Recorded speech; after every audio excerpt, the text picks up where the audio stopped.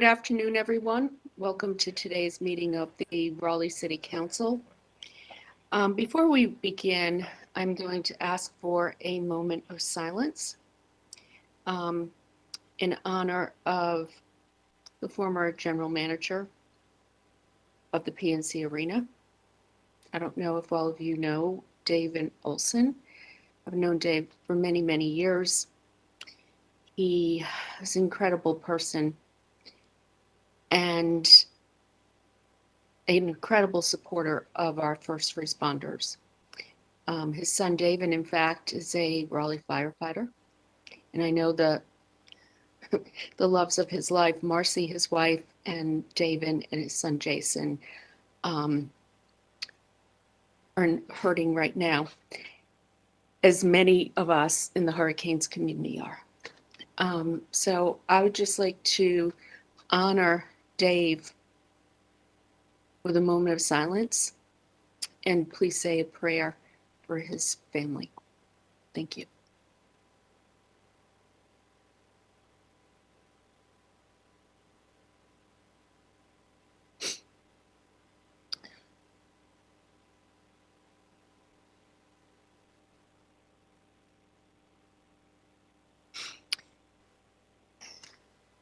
Okay, thank you, everyone.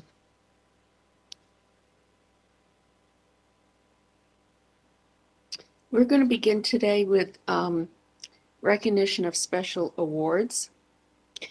And the first is Megan Anderson with the City of Raleigh Clean Tech Award winners.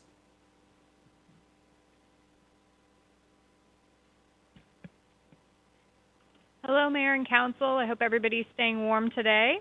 I'm pleased to introduce our partner at the Research Triangle Clean Tech Cluster, Dr. Deb Wojcik, who serves as their Executive Director. Deb has a short presentation about the City of Raleigh winners from their recent awards. Information on these projects is also being shared on our city website and in social media today.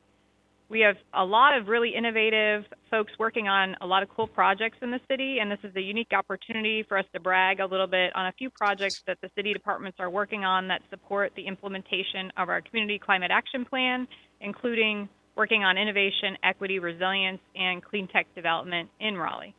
So thank you, Council, for your continued leadership with climate action, and I'll hand it over to Deb now.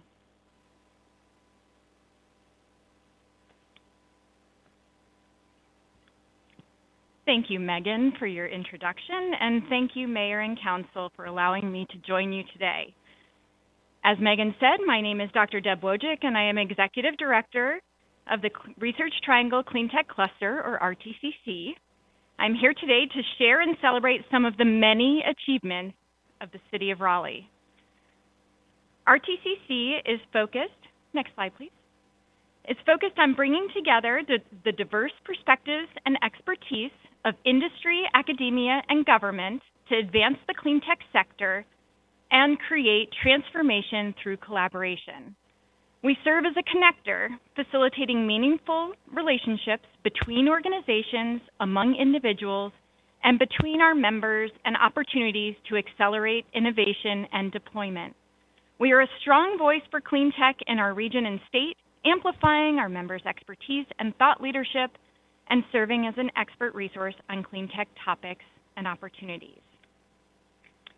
Each year, RTCC awards Clean Tech Innovation Awards to recognize the people, organizations, and initiatives driving clean tech innovation, creative deployment solutions, and workforce development in our region and throughout North Carolina. I am pleased to say that among an impressive group of nominees, the City of Raleigh was nominated for 4 projects and was the winner of 2 awards. We honored nominees, finalists, and winners at an event on Wednesday, December 8th, and I am thrilled to celebrate them again with you today. Winning the Clean Tech Talent Development Award, the Partnership Raleigh Community Climate Intern Program is an impressive partnership effort spanning many, many groups. I'm going to try to list them for you here. City of Raleigh Housing and Neighborhoods Partnership, Raleigh Youth Employment Program, the Office of Sustainability, the Bank of America Charitable Foundation, and the Verizon Workforce Development Initiative. It is an exemplary opportunity for college students to engage with city departments in support of the Raleigh Community Climate Action Plan to reduce greenhouse gas emissions, address climate equity, and build community resilience. The program provides local North Carolina youth, including those historically underrepresented in sustainability, with practical professional work experience in a municipal government department while focusing on climate and sustainability issues. Congratulations. Winner of the Clean Tech Impact Transportation Award, the Titanium Enhanced Pavements Pilot Project did an amazing job reducing greenhouse gas emissions, mitigating urban heat islands, and addressing water pollutant issues through an innovative approach that involves adding titanium dioxide to the asphalt rejuvenation process to create cool pavement. This project not only demonstrated impressive environmental benefits, but will result in reducing operating costs as well. This project generated a great deal of buzz at our event, with many attendees excited to take the concept back to their own municipal governments. True leadership in this field. I wanted to note that your City of Raleigh winners were in great company, with Governor Roy Cooper accepting the award as our Clean Tech champion alongside your great leaders. Additional City of Raleigh nominees included the Community Climate Action Plan and specifically the development of your innovative equity matrix for our inaugural Equity and Clean Tech Award. And Raleigh's Flood Early Warning System, a finalist for the Clean Tech Impact Local Government Award. We anticipate seeing more nominees and winners in the coming year.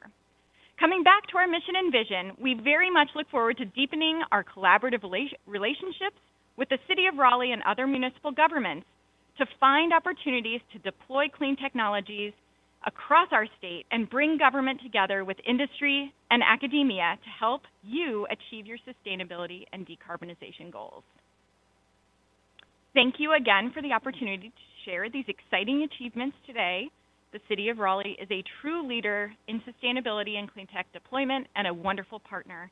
It is a great pleasure to work with you and your staff. I hope that you will please reach out to me through Megan or directly with any ideas you have for how we can work together in the future. I'm happy to answer any questions. That is quite the honor. Congratulations, team. Great work. Does anybody have any questions or comments? Hey, no questions. Marshall, would you like to add anything? Yes, Mayor, thank you. Just hats off to Megan Anderson and her team for the incredible work. And most people thought that it stopped with CCAP. Well, that work is forever. And so excited about all of the opportunities that we can have to make sure that we're being good stewards of not only our financial resources, but of our natural resources. Thanks. Great work. Thank you. Okay, we are going to start the meeting with the consent agenda, but before we do that, I just want to note that Councilmember Cox could not be in attendance today and he is excused. Okay, first we have the consent agenda. No items were pulled. Do I have a motion to approve? Mayor Pro Tem Stewart, do I have a second? Councilmember Melton, all in favor? Okay, clerk, that was unanimous. Next, we have the report and recommendation of the Planning Commission.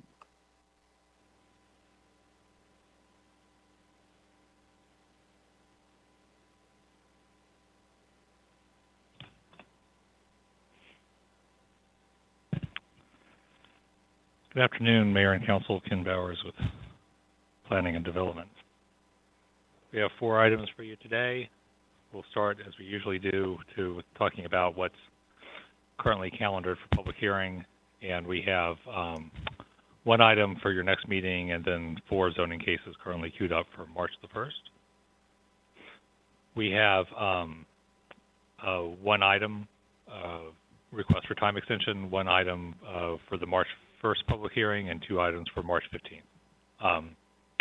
So we'll go through these. The first one is the text change TC 1221 accessory commercial units, which the council initiated amendment to the UDO to allow accessory commercial units in residential zones and remove the home occupation use and modify the live-work use that's currently in the UDO.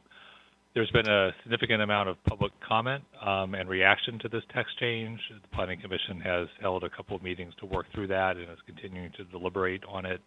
As a result of that, they have not completed their review and would like a 45-day time extension. The current deadline for Planning Commission action is February 4th, 3 days from now. There's obviously not a meeting between now and then, so if the time extension were not granted, then it would pass out of Planning Commission with no action. If the time extension is granted, the new deadline would be March 21st. The next item is a text change to zoning conditions off of Falls Valley Drive and Coxendale. This is located between Litchford Road and Falls of Neuse Road, just north of the 540 Beltline. It's about 3 acres, and it's currently in PD plan development, and this would amend the zoning conditions. This went through a couple cycles of review. The case was amended to lower the height adjacent to the single-family houses that it faces on Coxendale, and with that, the Planning Commission was able to recommend approval unanimously. We're recommending the evening public hearing on March 1st as the date for this item. The next item is rezoning the Z7721. This is at 4501 Edwards Mill Road, a little over 3 acres, going from the OX district to the CX district, removing the urban limited frontage and amending conditions. Was deemed consistent overall with the comprehensive plan, unanimous recommendation for approval. We're recommending the March 15th public hearing date. And then the last item is a relatively small site under an acre being rezoned from R4 to R6 out on Pool Road with its intersection with Rock Drive. It was deemed consistent with the future land use map and the comp plan. Another unanimous recommendation for approval. We're recommending March 15th. That concludes my presentation. We'll be happy to take any questions. Does anyone have any questions for Ken? Councilmember I'm also Buffalo. joined by the chair, Roberta Fox, if you have any questions directly for her. Okay, thank you. Thank you, Mayor. Mr. Bowers, with respect to TCZ 58, I don't know of any significant public interest or concern with this, and I might suggest the afternoon meeting on February 15th. But I understand you may, concerns about getting the notice out on time and that kind of thing. You think that would be a problem for us? So for cases that are not text changes, but zoning cases where there's a mailed notice requirement, we have been finding that the delivery times have been unpredictable, and that given the short window of time to get the mailed notices out and get them in time for the meeting, is we can certainly light a fire and get them out of our office as quickly as we can. We cannot guarantee that they will arrive at their destination with as much time as would be desirable for people to prepare for the public hearing. That is why, starting last year, we started to try to allow a 4-week period between setting the public hearing date and the public hearing date to allow a comfortable time for mailings. That said, if there's a particular sense of urgency on the part of this particular case, we can do what we can. We just simply can't guarantee the postal delivery time in today's environment. The last thing I would say is you are correct. There was some initial public comment after the revisions to the conditions. There was no further public comment at the Planning Commission.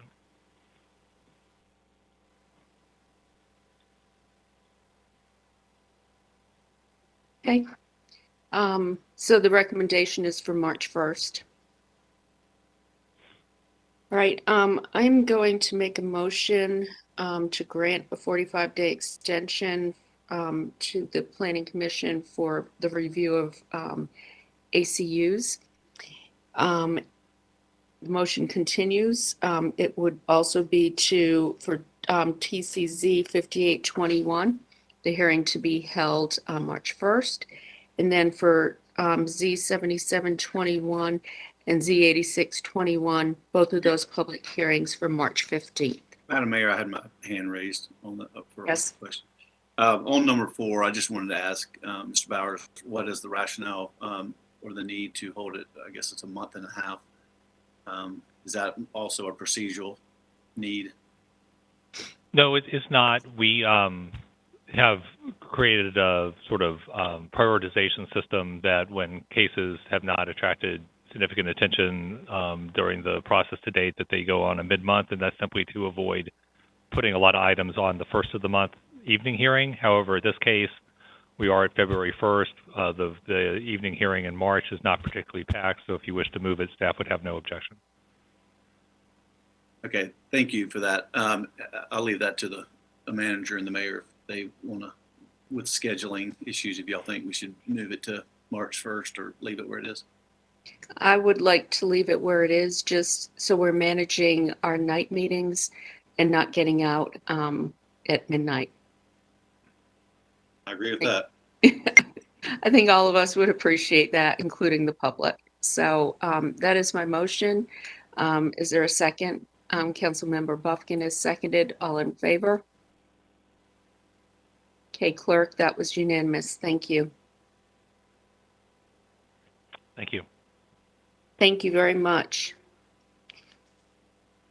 Next, we have special items. And first on that is the Community Engagement Board.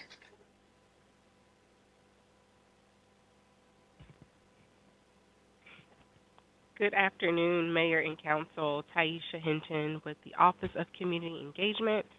Happy Black History Month and happy February 1 to all of my Aggies. I'll be before you briefly today to talk about a proposed structure for a Community Engagement Board. Then at the end of the presentation, I'll be looking to you for additional input and feedback. So I just want to spend a little bit of time talking about how we arrived to this point today. As you all may recall, in May of last year, ML Fern LLC presented the final Community Engagement Report to City Council that included 10 recommendations and several suggestions for the framework of, at that point, the future Office of Community Engagement. Then in June of 2021, Linda Jones, who with the Housing and Neighborhoods Department, she presented a community engagement framework to City Council as well. Then officially in July of last year, the establishment of our office was created. I was actually brought on just 4 short months ago in September of last year, and here we are today to present to you all the proposed structure in response to the framework and the recommendations that you received in 2021.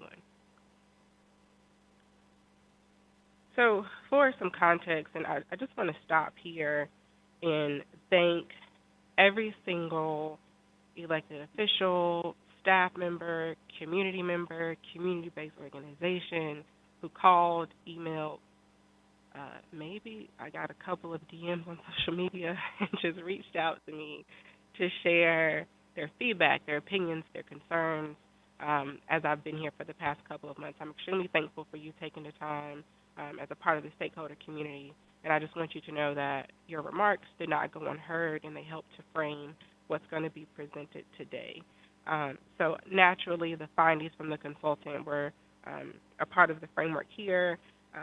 As to date, we met with 26 community-based organizations. Our office has held 5 listening sessions, and although that may have been related to a different topic, many residents took the time to stay after or come early to have conversations around what community engagement means to them. Our office has met with 4 of the strategic planning teams, a part of the city's overall strategic plan, and we've had 12 department consultations, and that's just important because in those conversations with departments, it was helpful for us to hear what their needs were and how community engagement looks within the department or how they see it looking as well. In addition to those groups, I met with previous task force members, read and listened to various reports and presentations. So all of this comes together for the context as to what you will see today. So I'd like to take a moment to just talk about community engagement and defining it because we hear it all the time, and I kind of want to take this umbrella term and look specifically at a couple of things. So for regards to the presentation and the proposed board, community engagement is defined as any process that seeks the community's input to ensure that the city's decision-making is well informed, while also providing various methods to participate fully in our processes.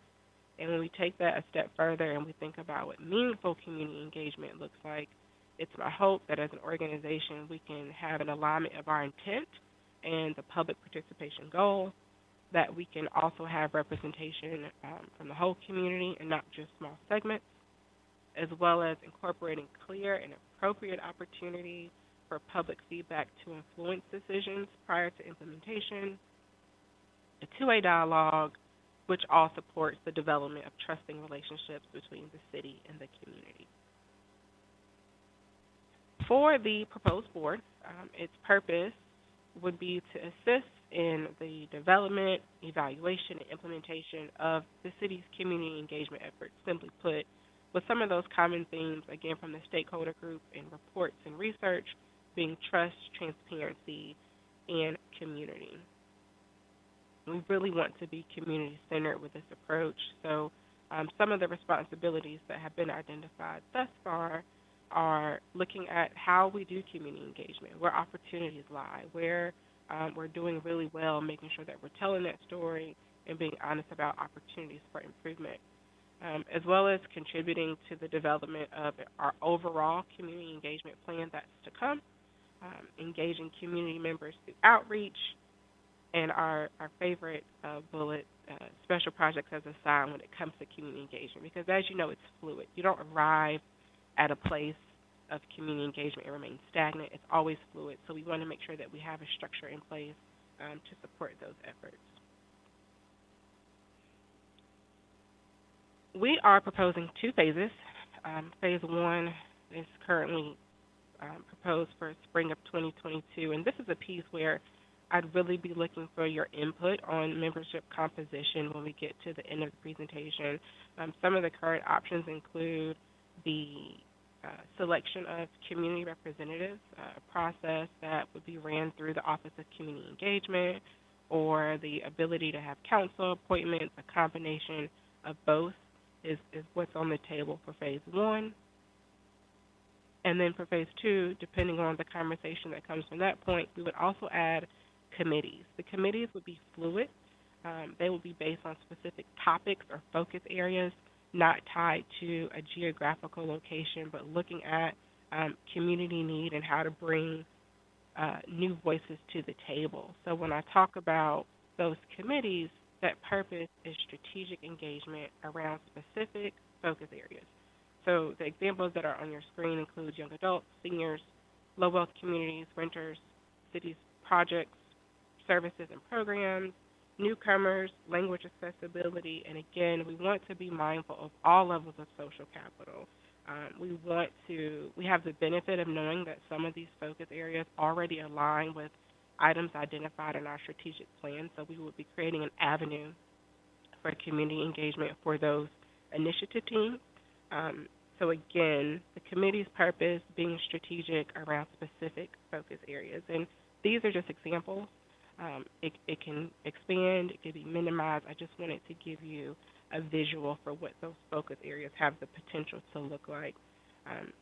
With another additive there is offline engagement, stuff that's not always on the city's website or available via email, in partnerships with community groups as well. Taisha, I just want to stop for a second. I think some council members are having trouble hearing. And I don't know, let me see, if there's anybody in there.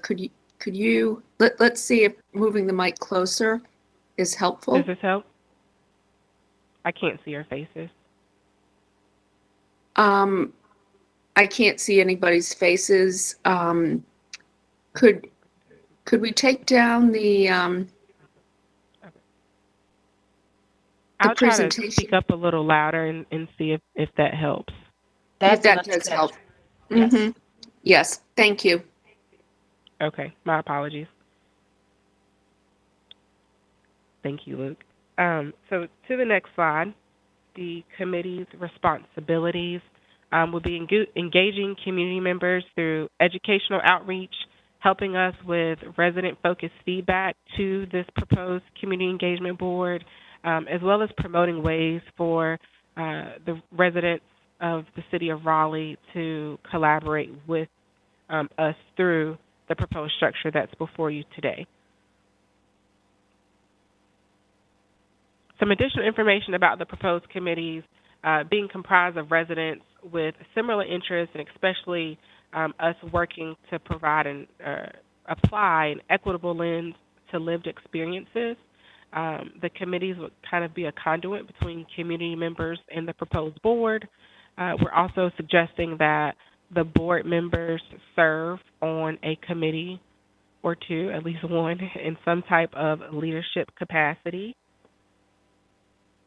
Some additional considerations include ways for us to maximize representation so that it reflects the diversity of the city of Raleigh. We've also are putting as an option here that the board positions are specific to those focus areas to help with alignment. And then we also want to be sure that the committee focus areas do not cover an area that's explicitly overseen by a current board or commission. Some assumptions in this structure include the clarity around Housing and Neighborhoods Department being understood to be the vessel for neighborhood-based organizations. So that's your HOAs or your community watch groups or neighborhood associations, and the Office of Community Engagement being understood to be the vessel for community-based organizations. Some additional assumptions: if this is the direction in which you choose to go, that we're mindful of individual applicants who are currently waiting appointment to a board or commission, because naturally at the time in which they applied, this was not an option to them. And then, of course, a massive communications plan that explains the board how to get involved, what we're trying to do, what we plan for it to look like, maybe even the opportunity for the public to give their ideas or feedback as to what some of those focus areas should be for the proposed committees. So rezoning considerations. At the beginning of the presentation, I talked about that list of stakeholders who took their time to provide their opinions and experiences with community engagement with the city of Raleigh. And naturally, rezoning came up because of the historical relationship that existed there. And so what I did was kind of give a high-level view of some of the feedback that had been received, with the hopes of rolling out some exploration areas in tandem with the creation of the board. Again, if that's the direction that we choose to go. I want to thank Bynum and Travis for hearing me out, and I'll show you all in a moment what we came up with. But as far as the feedback, several residents talked about more education about the process.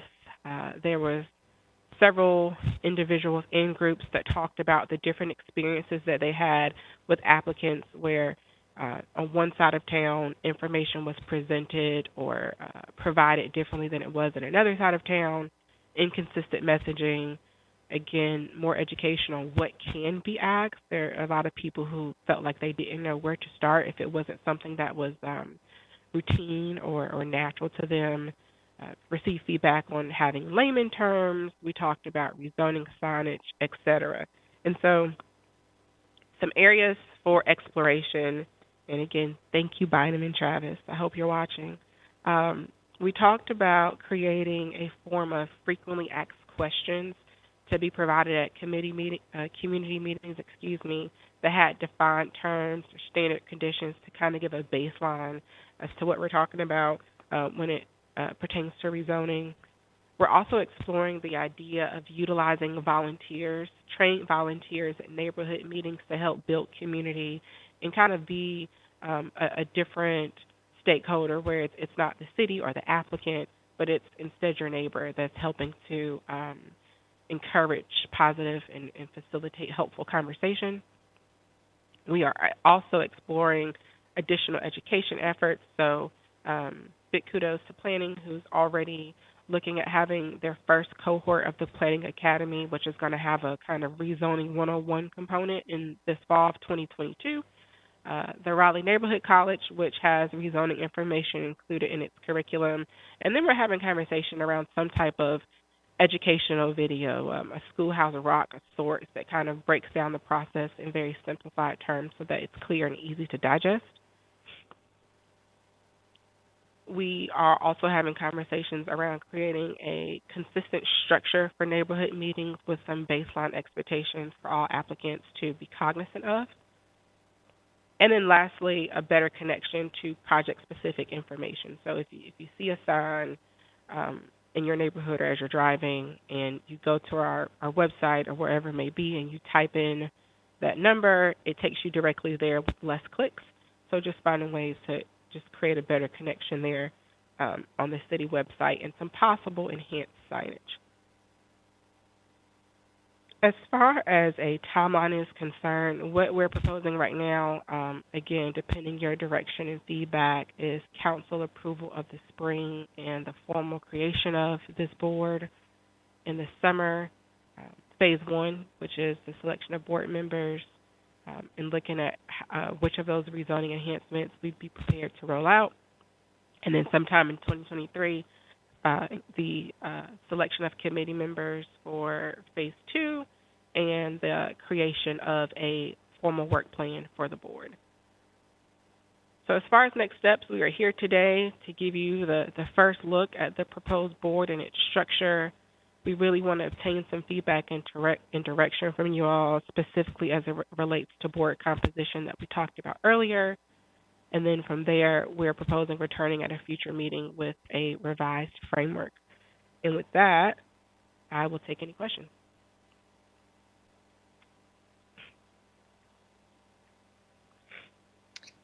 Does anyone have any questions? Mayor Pro Tem Stewart? Thank you, Mayor. I don't have any questions per se, but I just want to commend Ms. Hinton and her new office for all the work you've done in such a short amount of time. This is really great. I know that maybe not everybody is going to like everything in it, and I think that's a good thing. I think if we're trying to get a diversity of folks with a diversity of lived experiences into City of Raleigh functions and engaging in that way, then we're going to have to take a little bit of a lot of different things, and you've done that here. So great work. I do want to specifically call out the inclusion of renters on the board, which I think is awesome. It's something Councilmember Melton and I have been really focused on, as well as I know others on council have an interest in it. The call out specifically about how we get folks to engage and better understand the rezoning process is really important. I do think, I'm sure this is already on our planning team's minds, but often I think there's a misunderstanding of why a rezoning is happening, and that denying a rezoning does not mean that no development happens. And so making sure there's a level set there as well in that kind of FAQ section. But yeah, I think this is fabulous. So thank you. Thank you. Councilmember Knight? Thank you, Madam Mayor. Yes, I want to second what Councilor Stewart has said about commending the work that's been done. I want to give a lot of credit to Ms. Hinton for doing this in the speed that has occurred. Yeah, I know a lot of people have wanted this to go faster. What are we going to do? But this has really happened in a little over 6 months or less since Mr. Fern's good work that he put in with staff and with the public engagement process. So it's been pretty amazing.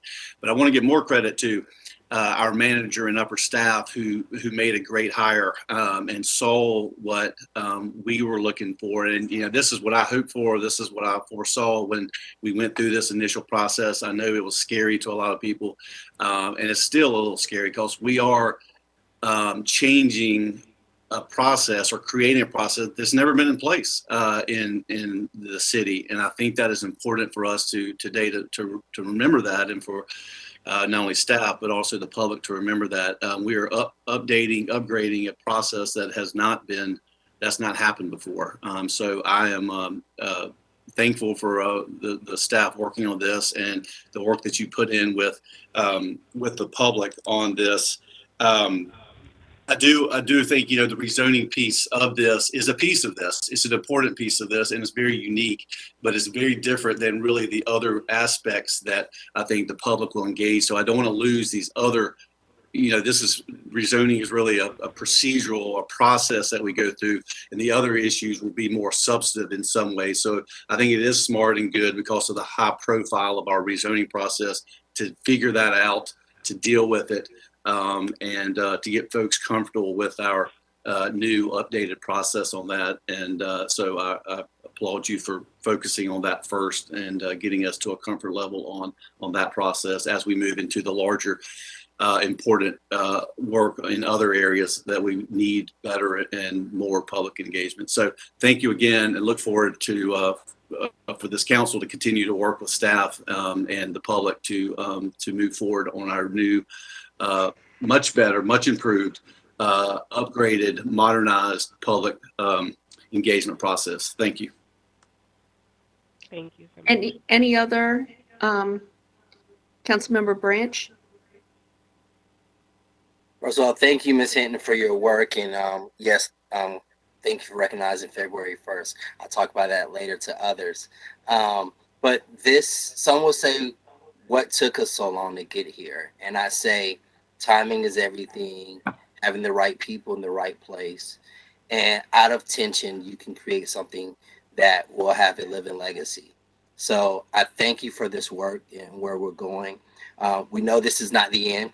This is really still in the beginning as we bring the board together and we work with those from the community who will be part of this board.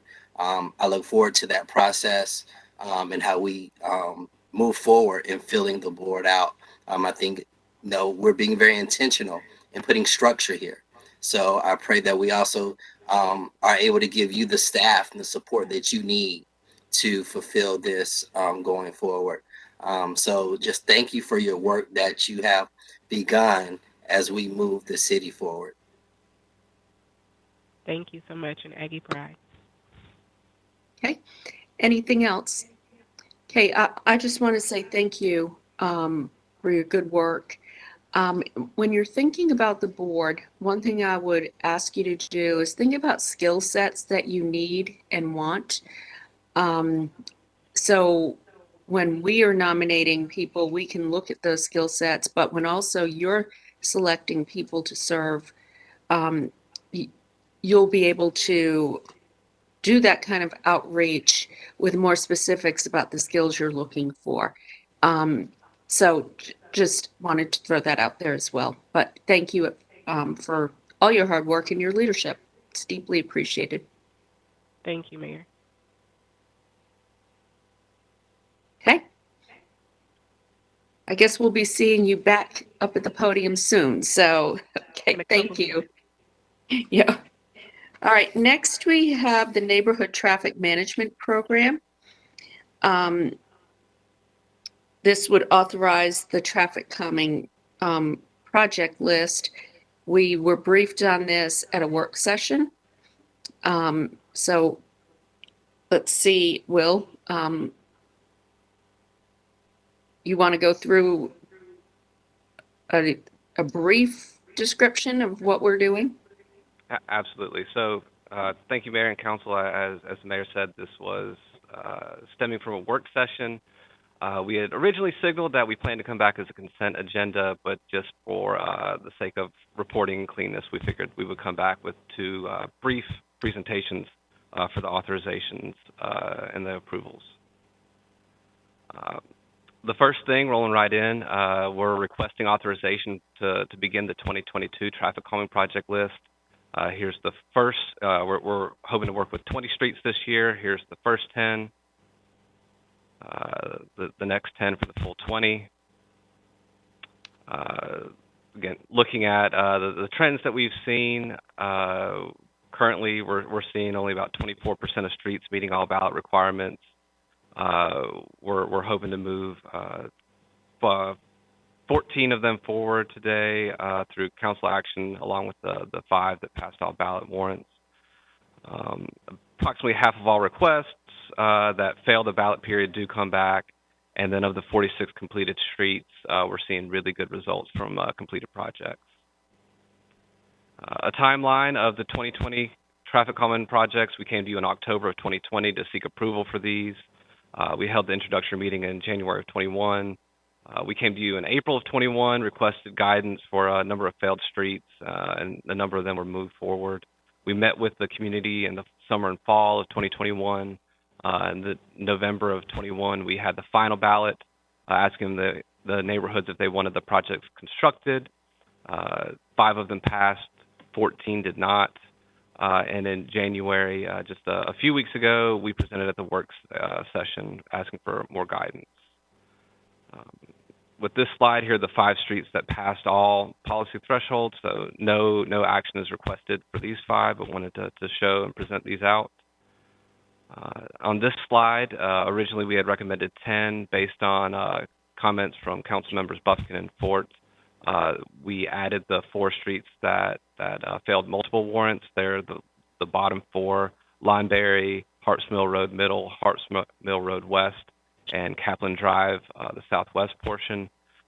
Added those 4 to the total of 14 streets that we're going to request that policy thresholds are waived so they can move forward to construction. And then the requested council action for today is 2 things. It's to approve the 2022 project list so we can begin working with those 20 neighborhoods and those 20 streets to get the design and the ultimate implementation of the traffic calming projects.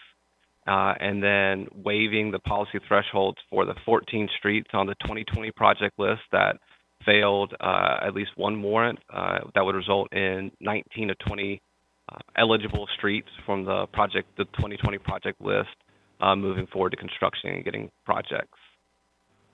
And that's the end of this presentation. So if you have any questions, I'll be happy to answer those. Okay, does anybody have any questions for Will? Councilmember Melton?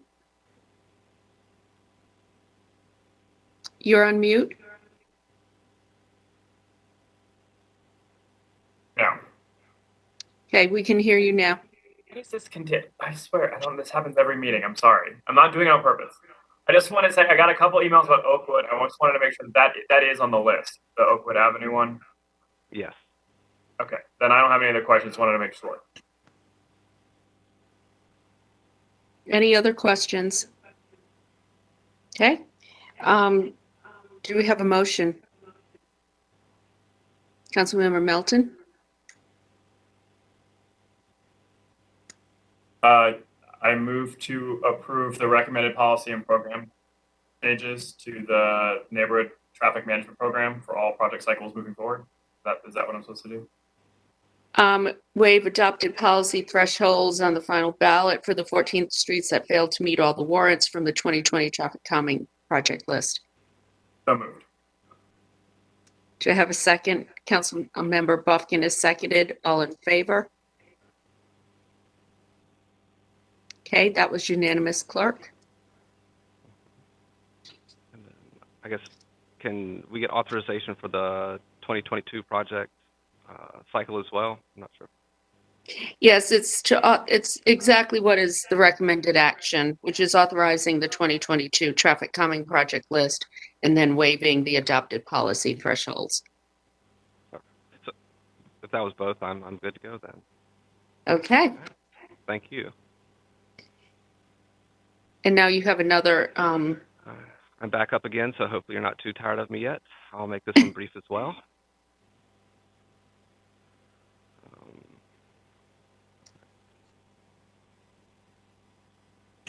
So moving forward, we definitely wanted to take the lessons learned from past ballot cycles to continually improve the traffic calming process and the NTMP program as a whole. Kind of a quick overview of the buckets of the changes to the traffic calming balloting process. We're recommending removal of the on-street and neighborhood participation thresholds with the intention of increasing project output. And really just going based on the participants' approval ratings. As previously stated, currently under the current policy, we're seeing about 24% of streets pass all thresholds outside of council special action. With these changes, we're anticipating a closer to 80% approval rating based on historical trends.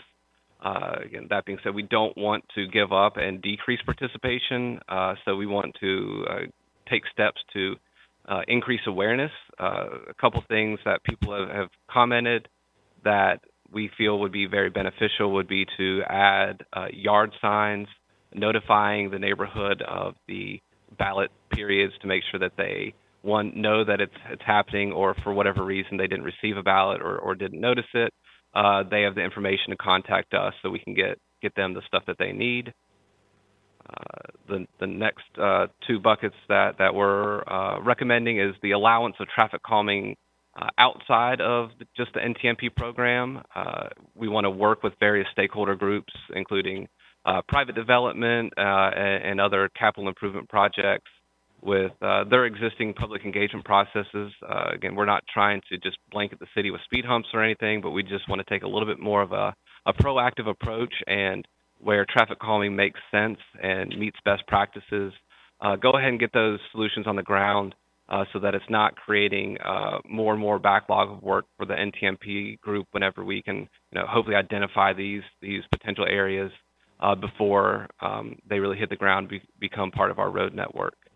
And then also with the speed limit reductions, we're recommending that we get a little bit more authority to use context for certain streets instead of solely relying on vehicular volumes. That way we can make sure that we're setting the most appropriate speed limit for the unique context of each street that we're looking at.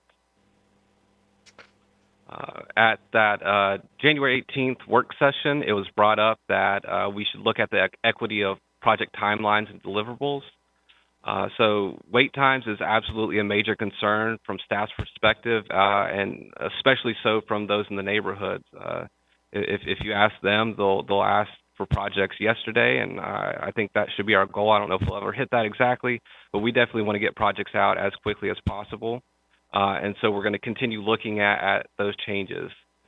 Due to the complexities of the overall project list, as well as the history of how we got here, that evaluation, it proved to not just be extremely straightforward, and we're still looking into that and evaluating, and we're recommending that we return with some recommendations for council at the April 5th, 2022 meeting.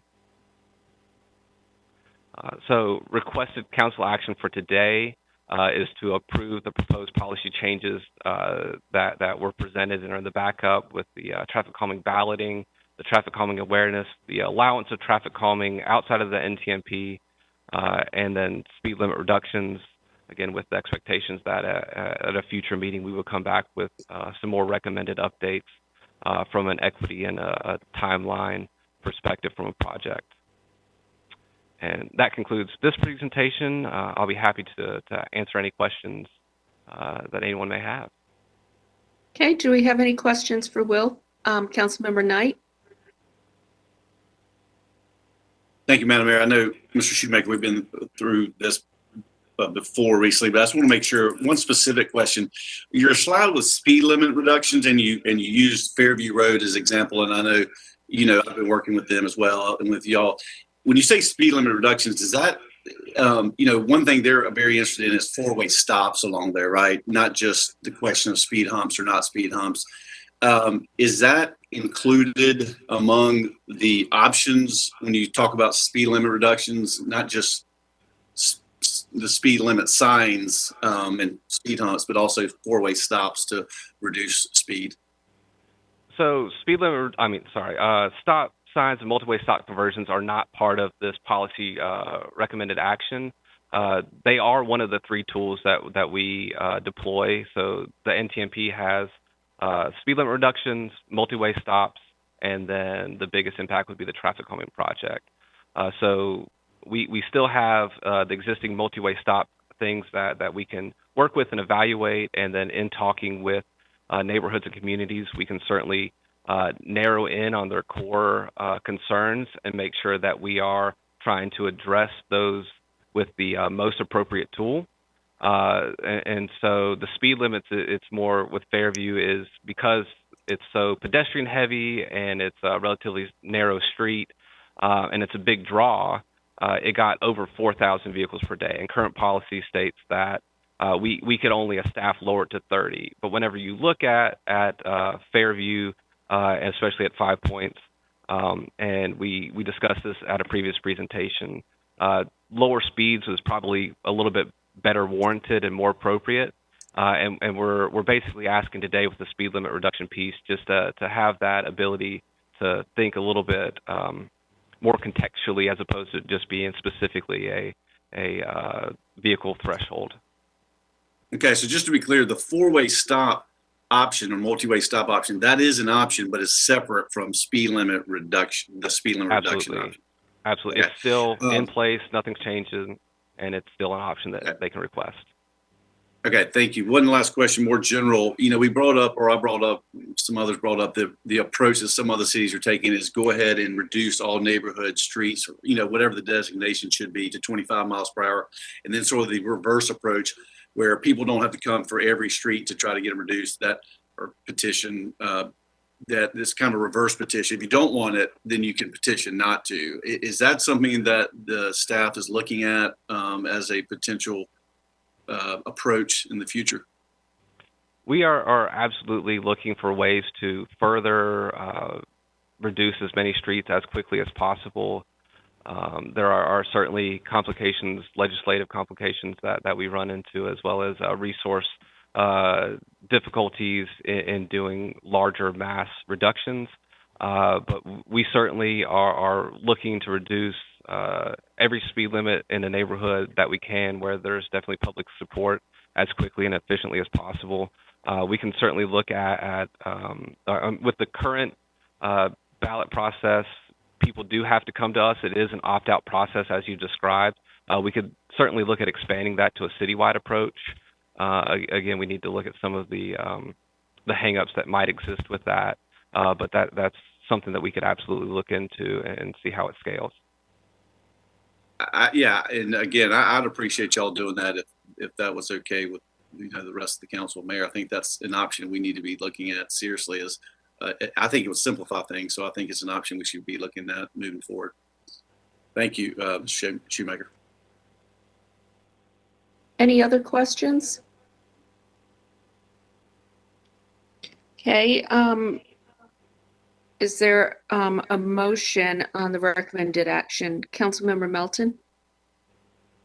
Yes, so I actually read this as my last motion, and then you, Mayor, added the appropriate language for the last action item. So I think just for the record purposes, I should just make the motion again, but I read the wrong one. So I think technically we've already passed this, but I'm gonna read it again anyway.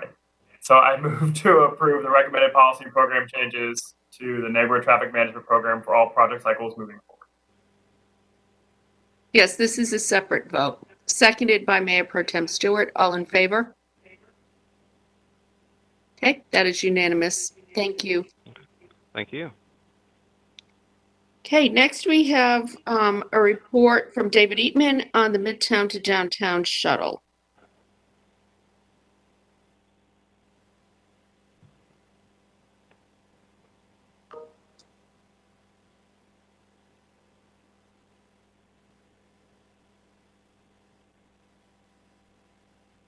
All right, good afternoon, Mayor and Council. I'm back today to discuss Midtown transportation options. So we are bringing this back. All right, thank you. Just making sure the sound is good there. But we are bringing this item back. We did come in November with this item originally. But we are looking at transportation options from Midtown to downtown. And really it revolves around the convention center and special events, trying to link those visitors with the downtown area. Again, we did bring it in November 16th. And at that meeting, we brought forward a traditional fixed route, but council did request that we come back with another option, or some other options, that is. So real quick today, I'll go through the first part of the presentation probably fairly quickly. It's going to be a little bit of a recap of the last presentation. But we will talk about existing and future services in the Midtown area. the Wake BRT MIS, and then we've got three particular options, traditional express route, TNCs, and technology option, which really has a customized approach that we can implement potentially. So we do have two routes that serve. One serves Midtown directly. That's the Route 8 Six Forks, and then we have Route 2 Falls of Neuse, which serves Wake Forest Road and the St. Albans area. That's on a 30-minute headway. And then our Route 8 actually is on a 30-minute peak service with 60-minute off-peak. We do have future service to Midtown scheduled as part of the Wake Transit Plan, and that is currently scheduled in calendar year 2025. That would take Route 8 to a high-frequency service. We will talk a bit more in depth about the Northern Corridor and Wake BRT later today, but just a recognition that we do have an MIS study on the horizon. And again, we will talk about that more in depth later today. So the last meeting I did talk about a potential express route. This describes that service really starting at the convention center, serving the downtown area. Stops we would imagine would be around the museum areas of the state museums, and then actually traveling express out to St. Albans at Wake Forest Road, and really serving that area right around Duke Raleigh Hospital, as well as St. Albans up to Midtown itself. The route that we talked about earlier would be an all-day route from 7 a.m. to 9 p.m. That would be scalable, so certainly we can change those hours, but that is the schedule that we brought forward initially. That particular service actually cost a little more than $700,000 annual. That does not include any type of capital cost associated with buses, and that would be additional funding. That would depend, or actually that would occur if we went with brand new vehicles. We could use existing equipment and start that service a bit sooner, but eventually equipment would need to be procured. So what are other options other than a traditional fixed route that we could implement to provide services from downtown to Midtown? So some examples, just looking not very far away at all, we have the City of Wilson, which uses a transportation company called VIA.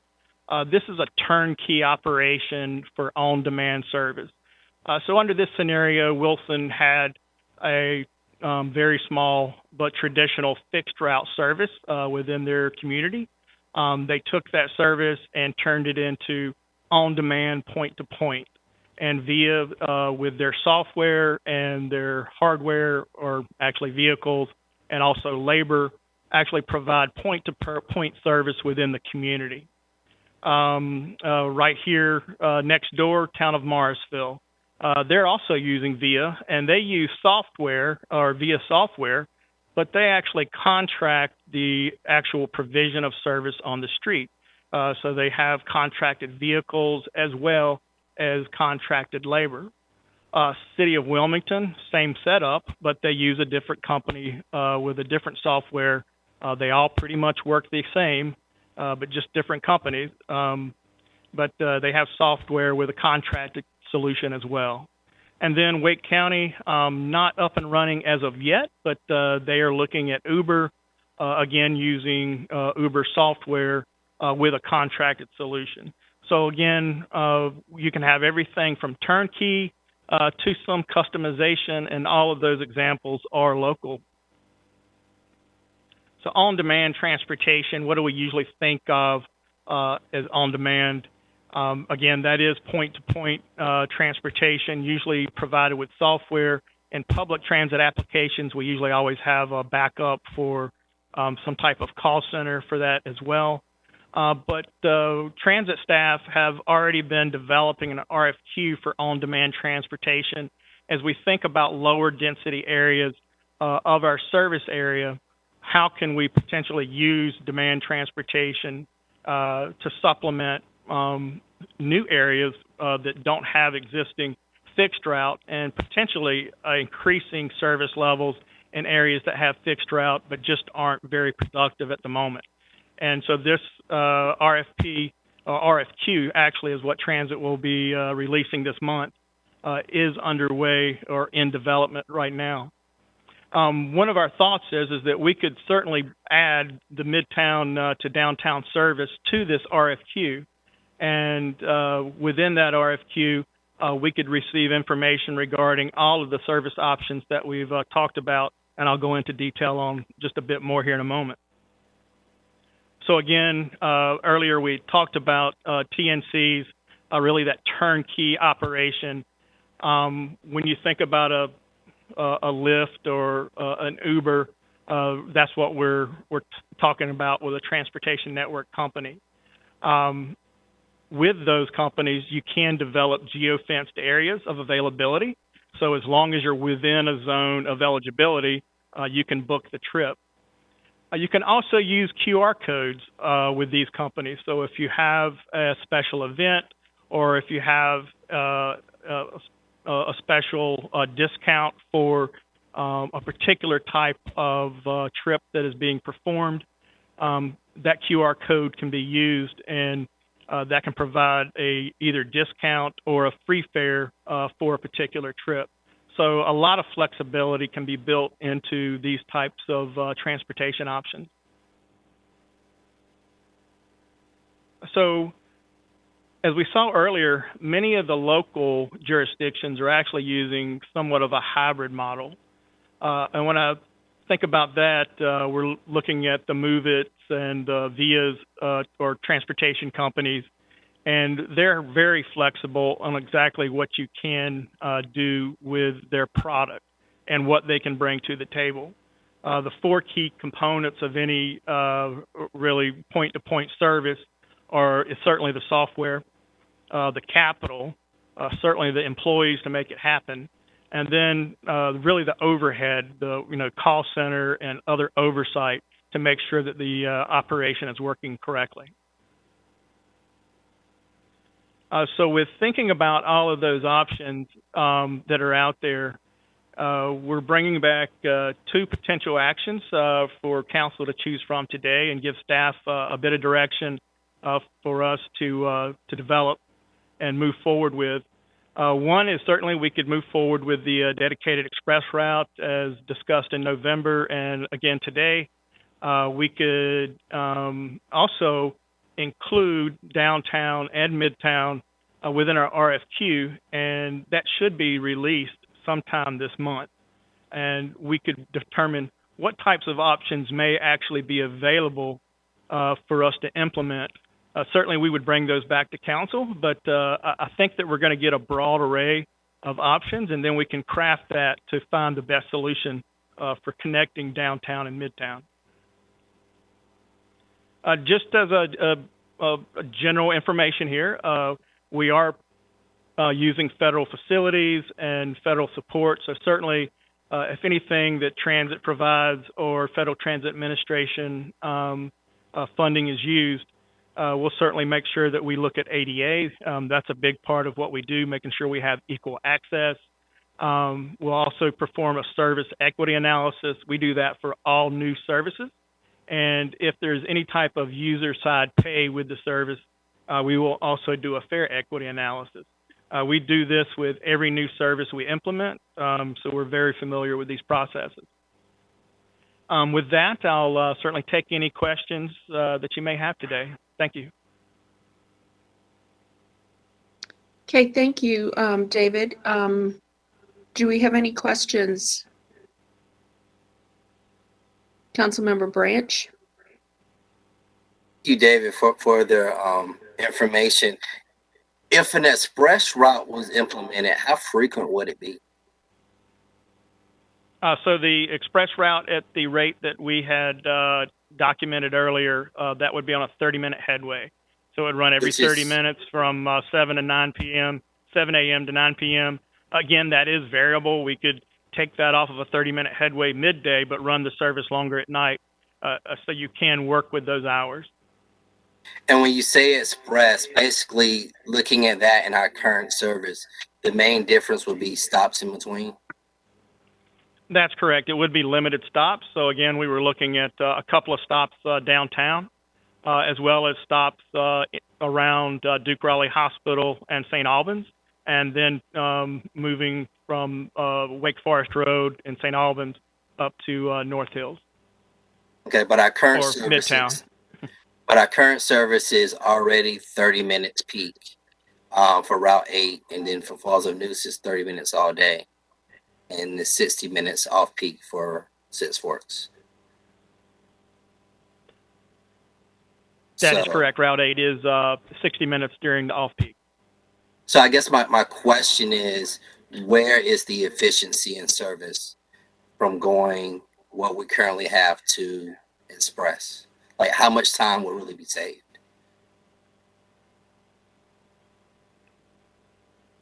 I'm working off my memory here, but generally speaking, I'm thinking, right now, that's probably generally a 1 hour round trip for the 8. And certainly if you only have a couple of stops downtown and then limited stops between St. Albans and Wake Forest and then on into Midtown, we could probably cut travel time by a third. Again, we have not tested that, so we can certainly provide that information if desired, but I would think off the top of my head, certainly a third. Okay. Just lastly, I think for me, the RFQ approach will be best to try to get more information before moving forward. That's kind of where I stand, because even if we reduce this by a third with Express, if it's already an hour, a third, you make it 45 minutes, we're talking 30 minutes. There's still idle time for buses, and there's still, I think, a lot of overlap between an Express service, unless we got rid of our current service and we're strictly Express, which would then remove stops. So I'm really, looking for, more information. I think doing the RFQ would be the best approach, from where I'm sitting. Councilmember Melton? I would support moving forward with both of the potential actions that staff has put forth, identifying a funding source for a dedicated express route, and then also submitting the RFQ for the rideshare. I don't quite understand the rideshare on-demand service, but that doesn't, to me, seem like a good solution to the transit issue. A lot of folks can call rideshare on their own, and it doesn't seem to be reducing vehicles miles traveled or anything like that. I look at the express route as, we've been running an R line downtown for, I don't know how many years now. And that's sort of like a little mini inner loop. And this proposed express route would really just be like a wider R line loop. And I know that the Wake County Transit Plan is calling to implement more frequent service out that way, but it's still a couple of years out. So I wouldn't see this as being a long-term. It's sort of like a stopgap. And I think, we sort of have two major urban areas developing the city now, downtown and Midtown. And this may be a situation where our development and growth is outpacing the transit investments that we're planning to make. And so I see this circular sort of extended R line as a good interim measure. And so that's where I'm at on it. The R line hasn't been in operation for a couple of years, I believe. Ridership was down, obviously, during COVID. And David, we can talk about this another time, but my understanding is there's not a plan at this point to bring that back. Is that correct? So we are trying, not immediately. We have not discontinued the service. It really doesn't exist as the traditional R line as a branded service. It is a new route downtown. Unfortunately, when we unveiled the new route as a downtown route, COVID hit within about 6 weeks of our launch. So we really have not seen what our new routing will do for what we still call the R line since it is, it does just serve the central business district. But to date, we haven't canceled the service wholesale, but certainly we do not have a start date for returning that service. Okay. Councilmember Melton? Yeah, and just to clarify, my comment really didn't have anything to do with whether the R line is presently running. My point is that we did fund and run that service as a downtown express circular for a number of years. It sounds like it may be coming back. COVID has derailed it. I see this as an opportunity, maybe as a pilot, to run a similar express circular service between the two major, urban areas of the city, the densest areas of the city right now. And there seems to be a need to get folks to the convention center, to hotels, to restaurants, and vice versa. So I would be supportive of giving this a try, at least as an interim measure until the Wake County Transit Plan implements, permanent service out that direction. So that's where I'm at on it. But I do understand that the R line's been in flux in the past couple of years. That I get. Councilmember Buffkin? Thank you, Mayor, and thank you, Mr. Melton, Mr. Branch, for those comments. Both good questions and well thought out statements. And, I agree with most of what you said. So we've had a lot of discussion on this issue and appreciate the leadership of the Midtown Raleigh Alliance in bringing this idea to us. As Mr. Eatman said, it began with the idea of connecting hotel guests with events downtown at the convention center and otherwise. And as it's evolved, heard a lot of interest from major employers. And it sounds like employees of, for example, the hospitals, the hotels, the restaurants in Midtown would find a lot of value in this kind of service. And families, I've heard from a lot of families, even further up in North Raleigh, who said, while we would never try to bike downtown with our kids, we might bike to Midtown and then catch a ride into downtown to go to the state museums or hang out in Moore Square. So I think this is going to be wildly successful. We're still struggling through the pandemic, and appreciate staff bringing forward these options. What I want to suggest, council members, and I think consistent with Mr. Melton's comments, is that we pursue the TNC RFQ and keep the fixed route on the back burner. I think it's going to be a great success with the new rideshare program we're working on. And I believe it'll probably demonstrate the need for a fixed express route. And in the meantime, of course, Midtown continues to evolve and change and become a more of an urban center on the north side of the city. So I suspect we'll probably be revisiting the idea of a fixed express route sooner rather than later. And of course, as was also said, the Northern BRT is still somewhat undefined, and we'll talk a little bit more about that in a minute. But if you'll receive a motion, Mayor, I would move that we add Midtown to the RFQ for the transportation network companies and continue to consider our options for the fixed route going forward, but not make significant investments in that effort at this time while we wait and see how the rideshare program develops. Seconded by Councilmember Knight. All in favor, please raise your hand. Anyone opposed?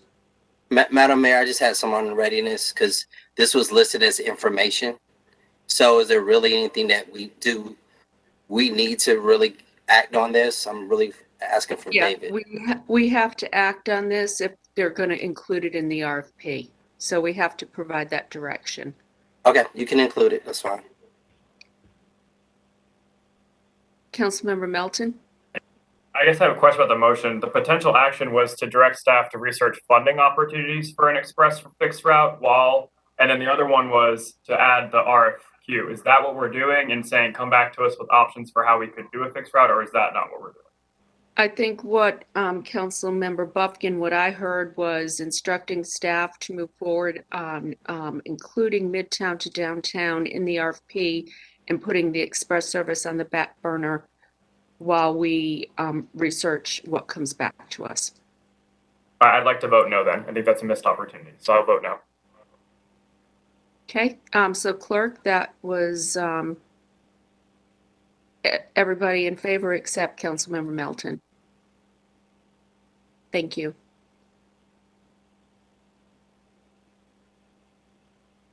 Okay, next we have La Samila, the nonprofit funding request.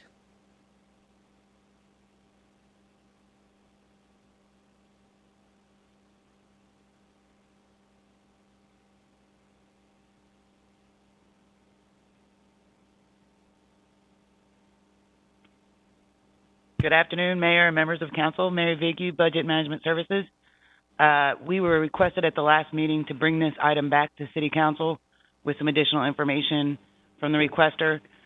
Included in your agenda packet is a memo that we included, which outlined what information we typically collect from agencies that we award grants to. We also, as indicated with the agenda item, did submit the first $10,000 as council approved at the last meeting, and that was issued last week. And so the proposal is attached to the agenda after the memo, and so we are here to answer any questions if you have any. Do you have any questions for Mary?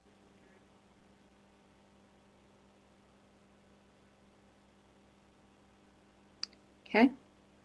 No questions. Do we have a motion?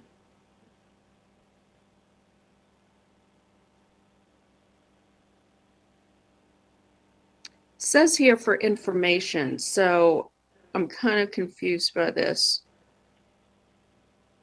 There's no actual motion that is needed. You authorized a first payment of $10,000 at the last meeting when the item was raised, and you asked staff to do the due diligence to make sure that the organization was in good standing to receive city dollars. And so Mary has worked with the group over the last couple of weeks and assured that the organization is in good standing, and that first payment of $10,000 has been submitted. And so staff will hold on to the second payment for that group until there is that request for funding. And the request comes from them? Yeah. City manager? We received the request. I mean, I do believe we are looking for some direction from City Council. The reason I did not, and maybe that's on me, list any action is this isn't coming with any sort of staff recommendation. In terms of this would be a council-directed item, and we were just asked to bring it back with the information as a follow-up, as the city manager mentioned. So it would be my recommendation, Mayor and Council, that as those $10,000 have been expended, carrying out those activities that Council were supportive of, that we would remit the remaining funds that have been appropriated. Okay. And that's what the motion said last time? Yes, pretty much. Mm-hmm. Okay, so no motion is needed then? We actually do. I need a motion to approve the budget authority to spend it. Because last time you only approved the $10,000. It wasn't the full appropriation, unless the city clerk reminds me, but I believe we only transferred $10,000. So that was approving the $10,000, not the additional request. So I do need a vote on that. I'm sorry. Okay. That would be for $46,504, the remainder. Councilmember Knight? So moved.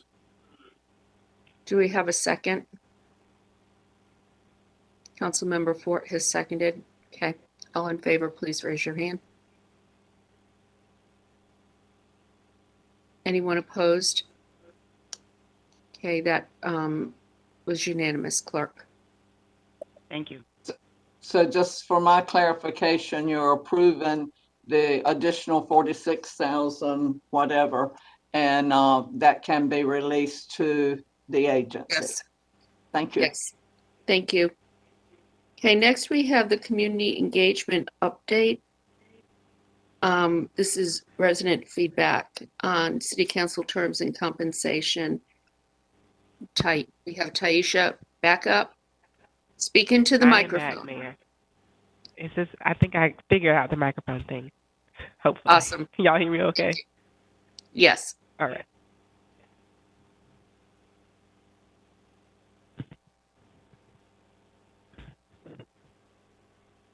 Okay, so I am back to provide the feedback that we received from our 5 listening sessions in regard to city council terms, compensation, and voter engagement. Some background just to remind the public and update you all with how we got here. In November of 2020 is when council appointed the 10-member study group to review how the city elects and compensates the mayor and council, amongst a couple of other items. The study group gave their final report to you all in September of last year. And then in November of last year is when I came before you with the plan for community engagement around the recommendations, and that was authorized at that point. A bit of an additional reminder, this is the direction of the study group, the areas in which they were asked to look into, the 2-year or 4-year terms, if Raleigh City Council should serve staggered terms, different ways to increase voter engagement, and the size of Raleigh City Council, if that should be increased. So the intent of our listening sessions was to provide objective information and educate the public about each of the study group's recommendations.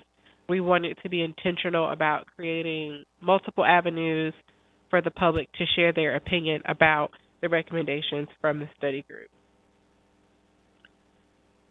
I wanted to share with you all some of our communication channels in regard to getting information out about the listening sessions. Thank you to Sharon Felton and your hard work in communications with this. We sent information out to over 9,000 GovDelivery subscribers. The email was sent about 5 different times.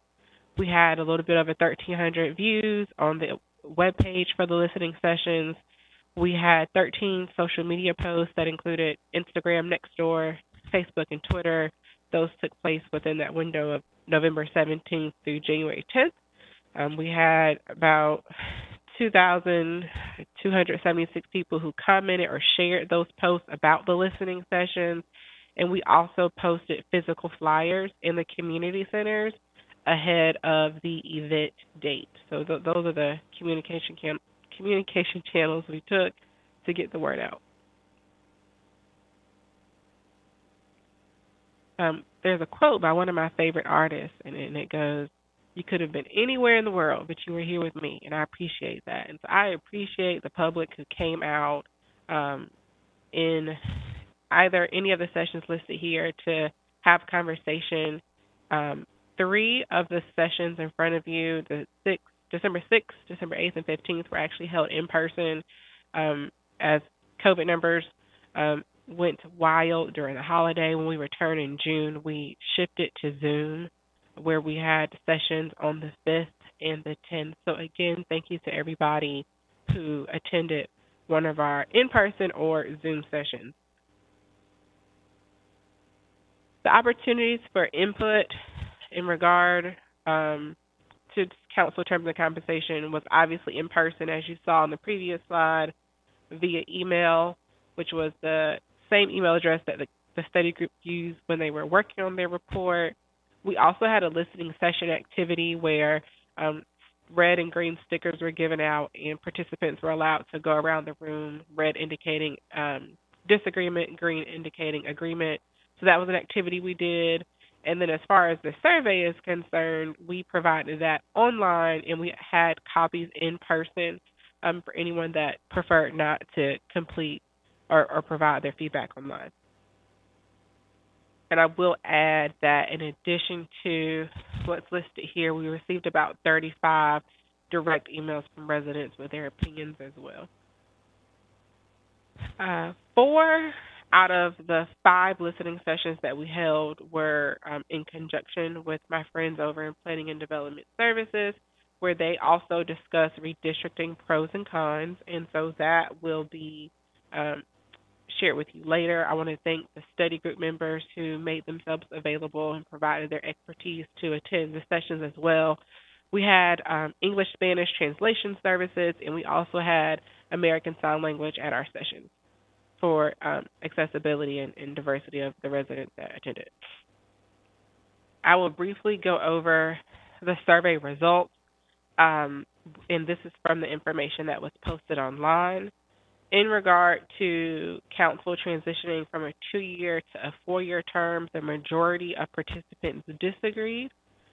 In relation to council adopting staggered terms, there was also a majority disagreeing there, with 41% in agreement. Most of the survey participants did indeed agree, 58% of them, that compensation should be increased for the mayor, as well as overall agreement that total compensation for council be increased as well. When we look at city council, if city council should increase the size to 9 by adding 1 district seat, 79.6% of the survey participants agreed, 24% disagreed. And then in regard to whether or not council should increase its size to 9 by adding an at-large member, 67% disagreed and 33% agreed. Just some numbers from the survey results that I just talked about. It had 5,225 views, about 1,200 participants, 7,300 responses, and 286 comments. And on this last side, pertaining to common themes, what I wanted to make sure I took the time to do was highlight the conversation that took place in person throughout the listening session. And so I'll start at the top. There were many questions about the study group's appointment, the appointment process, how they were appointed in their particular meeting schedule. There were comments about how the increased compensation or the proposed increased compensation of mayor and council could indeed attract more diverse candidates. There was a number of comments and suggestions made that the applicable changes that we discussed just now be placed on the ballot in November. There was also the request that our materials be made available in Spanish. So although we had the interpreter, I think it was very good feedback that we make sure that we make our materials available. And I just want to add that's a part of that's a part of our strategic plan, and I'll be working with that team to figure out a way to assess that citywide so that we're consistent, and not just translation in Spanish, but other needed languages as well. There were comments about potential barriers if we were to move to even year elections for the local elections, the potential barriers to moving to even year elections. Campaign costs, competition with other races was discussed in great detail there. There were questions about the study group's directive from council. There were a couple of people who kind of wanted clarity around what it is they were actually charged with doing, and we provided that clarity as such.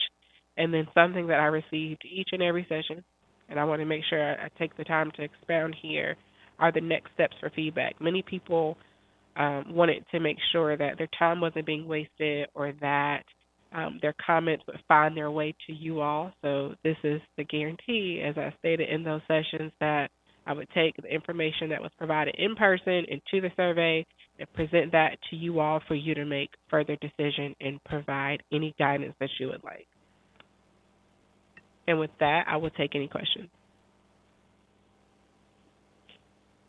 Okay, thank you. Do we have any questions? Councilmember Branch? Yes, just can we have the comments forwarded to us? I didn't see them in the background material. Absolutely. So I don't think it made it to board docs. But if we can just have that added, I think it'd be helpful. The comments from the survey? Correct. Councilmember Buffkin? Thank you, Mayor. Question for staff. Did the survey make it clear when these changes take effect? I think the discussion in council has been pretty consistent that there would be an election before any of this any of this changed. And I think that's the intent of council. Do you think that was clear in the survey? That was not a part of the survey. The survey focused specifically on the exact recommendations. The process in regard to implementation was not a part of the survey, but it was discussed at the listening session. Thank you. A brief comment, if I may. You know, and I've said this before when this topic was in front of us, that the hardest part is separating the issue of what's the right structure for our government from the people who are on council today. And so, you know, I think a lot of people who like the current council would favor 4-year terms, and a lot of people who don't like the current council would not, because they don't want us to be here much longer, and vice versa. So I think that's a very difficult thing to handle in a survey. Although I do think that the feedback and the data is important.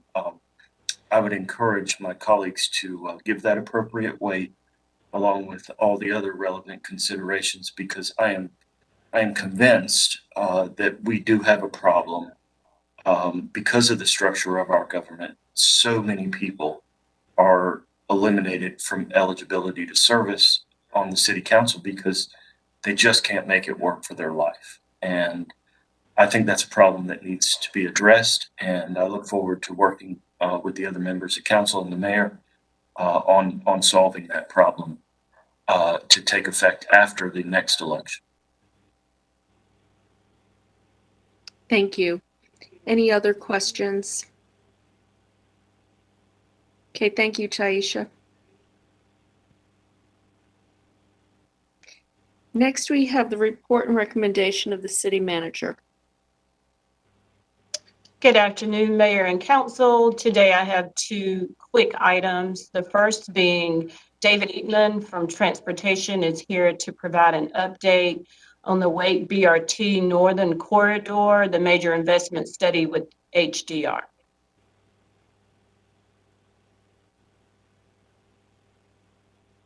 All right, good afternoon again. David Eatman, Transportation. We are here today to talk about the Wake Bus Rapid Transit Northern Corridor major investment study. We are, excuse me, we are looking to award this contract to a consultant. And many times you see things in consent when it's just, well, not just in this case, but if it's a contract award. But obviously, I think there's many individuals who are interested in BRT in North Raleigh and what work will be underway in that regard.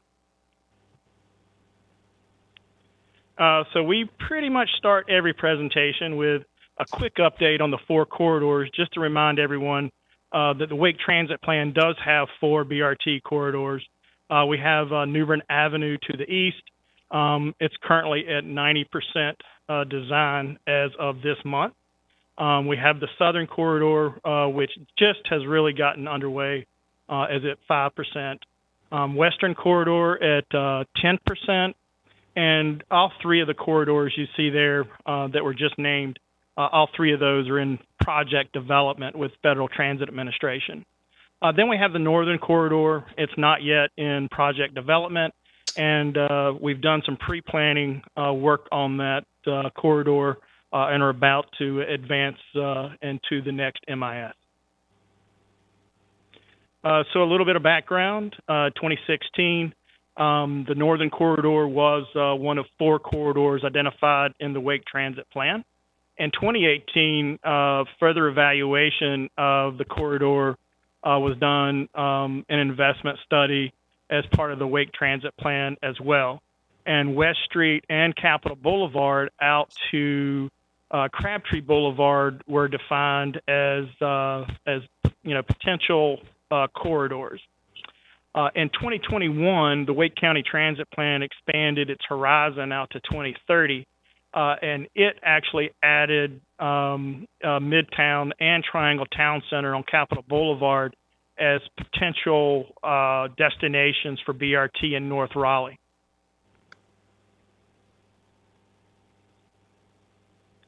So this particular investment study, as we really do a restart on looking at the corridor, as I mentioned earlier, we're stopping at Crabtree Boulevard and beginning downtown. Now, from downtown out to Crabtree Boulevard, that's not a project which we think would provide the value, obviously, to North Raleigh that we're looking for. We have a large amount of development around Midtown, certainly a large amount of development along Capitol Boulevard, and we need to look at both of those areas as potential major investments in the future in the form of BRT or whatever comes out of the MIS. I don't want to get ahead of myself, but certainly those are the things that we'll be looking at. As we look at the study, we think this will take us about 18 months, and this study will be funded by a combination of Wake Transit funds and federal funds. So a little bit about our process to get to where we are today. We did solicit a request for qualifications back in June. We had 4 submittals. We did have a multi-departmental review of those submittals along with the capital area MPO. And then we interviewed 2 of the 4 consultant teams, and HDR has been recommended as the top-ranked consultant for this work. So some of the scope highlights, what will the study actually do? As with most corridor studies, certainly it's going to look at existing and future conditions in the corridor. It will be looking at identifying and screening alternatives, so what corridors will actually be utilized for some type of enhanced transit. And then the third bullet, a little bit of emphasis on that. As we go through this exercise, we really want to make sure that we do a federal feasibility assessment. And what I mean by that is we want to make sure that whatever projects that we identify will be federally competitive in a capital investment grant process. So can we leverage federal funds to complete that infrastructure project? And certainly public involvement and stakeholder coordination will be key components of this work as well. So our estimated fee is just below $500,000. HDR's DBE participation, which is a disadvantaged business enterprise participation, is 18%. And our actual federal goal annual was 13%, so we were pleased with the 18% under DBE. So our request and recommended action today is for the council to authorize the city manager to execute the Wake BRT Northern Corridor, MIS, with an amount of up to, or not to exceed $500,000 to HDR Incorporated. And with that, I'll certainly take any questions. Okay, Councilmember Buffkin. Thank you, Mayor. I'm sure no one's surprised to know I wholeheartedly support moving ahead with this, and would move to approve it at the appropriate time.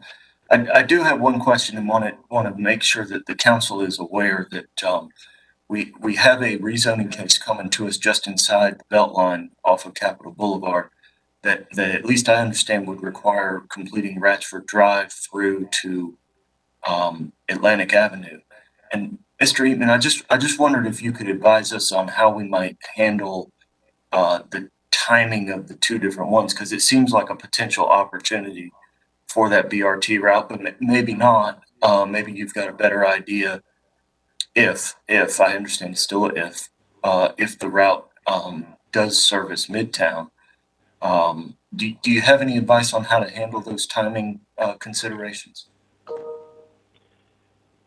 Timing is always a tough one when you're looking at a major investment, and especially when it's a linear project, because you touch so many projects along the way, and you wish you could make all of those align. Certainly, I think we would want to pull that work into the MIS, and as part of that MIS study, we'll be looking at future opportunities in both, corridors, whether that's Six Forks to Midtown, whether that's Capitol Boulevard out to Triangle Town Center, or some variation thereof and in between. So I wish I had more today, but certainly we can look at those important elements as part of the study and hopefully make some recommendations on how, if they can't be aligned, how can they complement each other.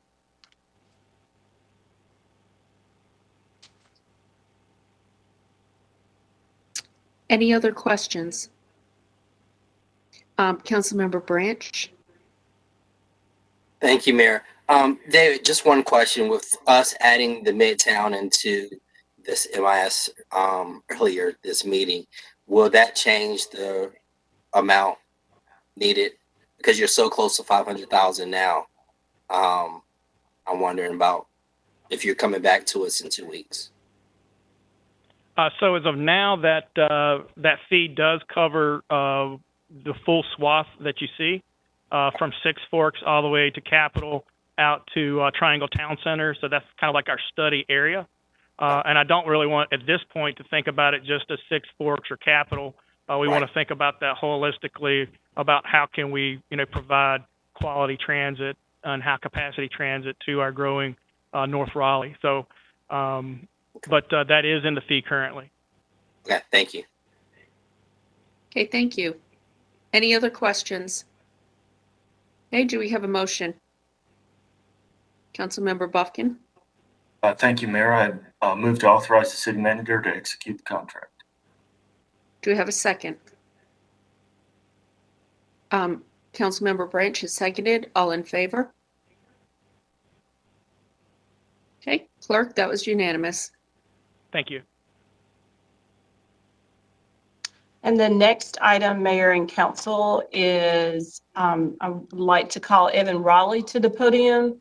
It is with excitement that I announce our newest family member to the City of Raleigh family. And that is Dr. Artina Hamilton, who will be serving as our new Director of Equity and Inclusion in our newly formed Department of Equity and Inclusion. So I'll turn it over to ACM Evan Raleigh to do her official introduction. Thank you, Madam City Manager, and good afternoon, Mayor and members of Council. As the City Manager just mentioned, we are very excited to announce the arrival of an integral member of our team, Dr. Artina Hamilton, who will serve as our new Director of the Department of Equity and Inclusion. Just briefly, I'll give you a little bio about Dr. Hamilton. She comes to us most recently from Brandeis University in the Boston metropolitan area. She has a PhD from the University of Kentucky, Master's in Public Affairs from the University of Delaware, and a Bachelor's in Political Science from Kentucky State. So she's got a lot of degrees hanging on the wall, and she's exceptionally credentialed for the role that she's taken on here. Will not bore you. She has a long list of research interests and accomplishments, a long history of involvement in social justice and racial equity and inclusion work. We are very excited to get her. And so without further ado, I will call Dr. Hamilton up to the podium to give her an opportunity to introduce herself to you and to the community. Dr. Hamilton.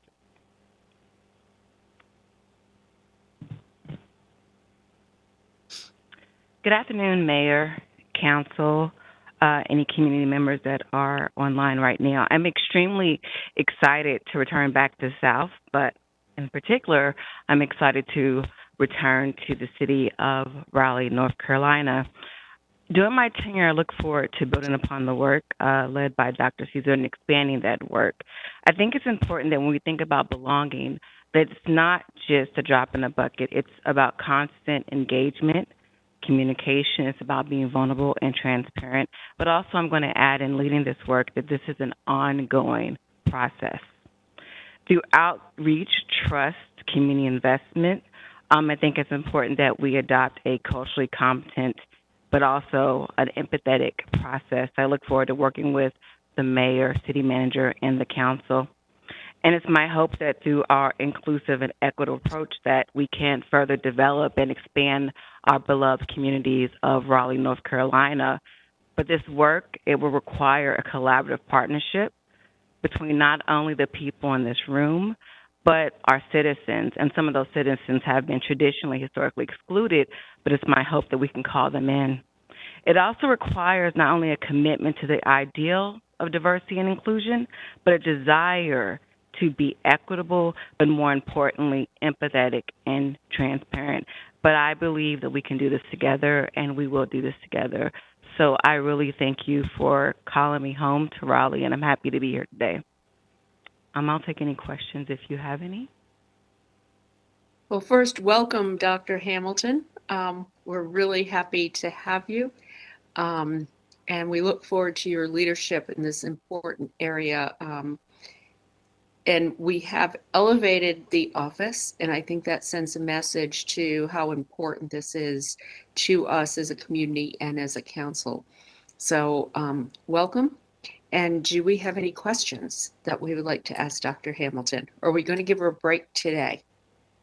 I think you're getting a little bit of a break today, but thank you very much. Thank you, Mayor. So yesterday was her first day and she came back. So that's a good sign that she came back today. She'll get an opportunity to spend a little bit of time with her at your council retreat next month. So before we closed, she kind of said something or said a word that sort of kind of pulled on my heartstrings a little bit. And, you know, I challenge and encourage each of us on this call, each of us that are watching, to reach out to our neighbors, our friends, to even people that we don't actually know or sometimes don't even particularly care for. Because on the surface, a lot of times people look like they have it together. They look well, all looks good. And we never know how much people are struggling internally. So we are a compassionate city. We will lead with compassion and empathy. And I just wanted to say that this afternoon. Check on our residents, our family members, and our friends. Thank you. Thank you, City Manager, for those words. Very important. Okay, next we have the report and recommendation of the study group on council terms, salaries, and voter engagement participation. Here to talk today on City Council redistricting and their final report.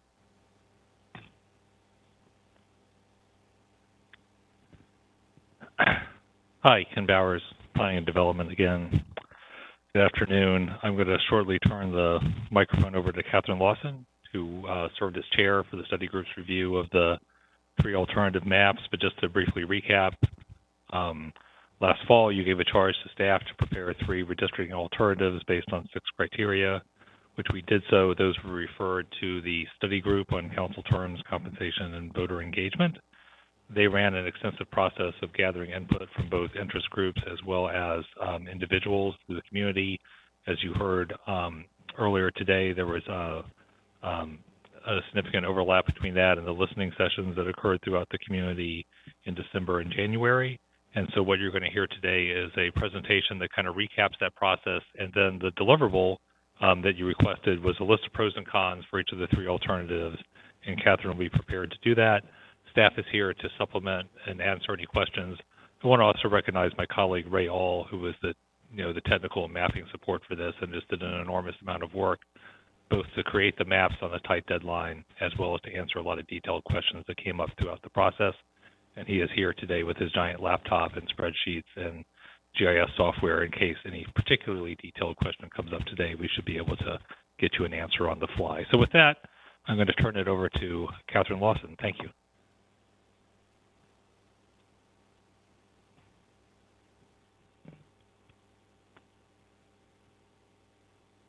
All right. Thank you, Ken.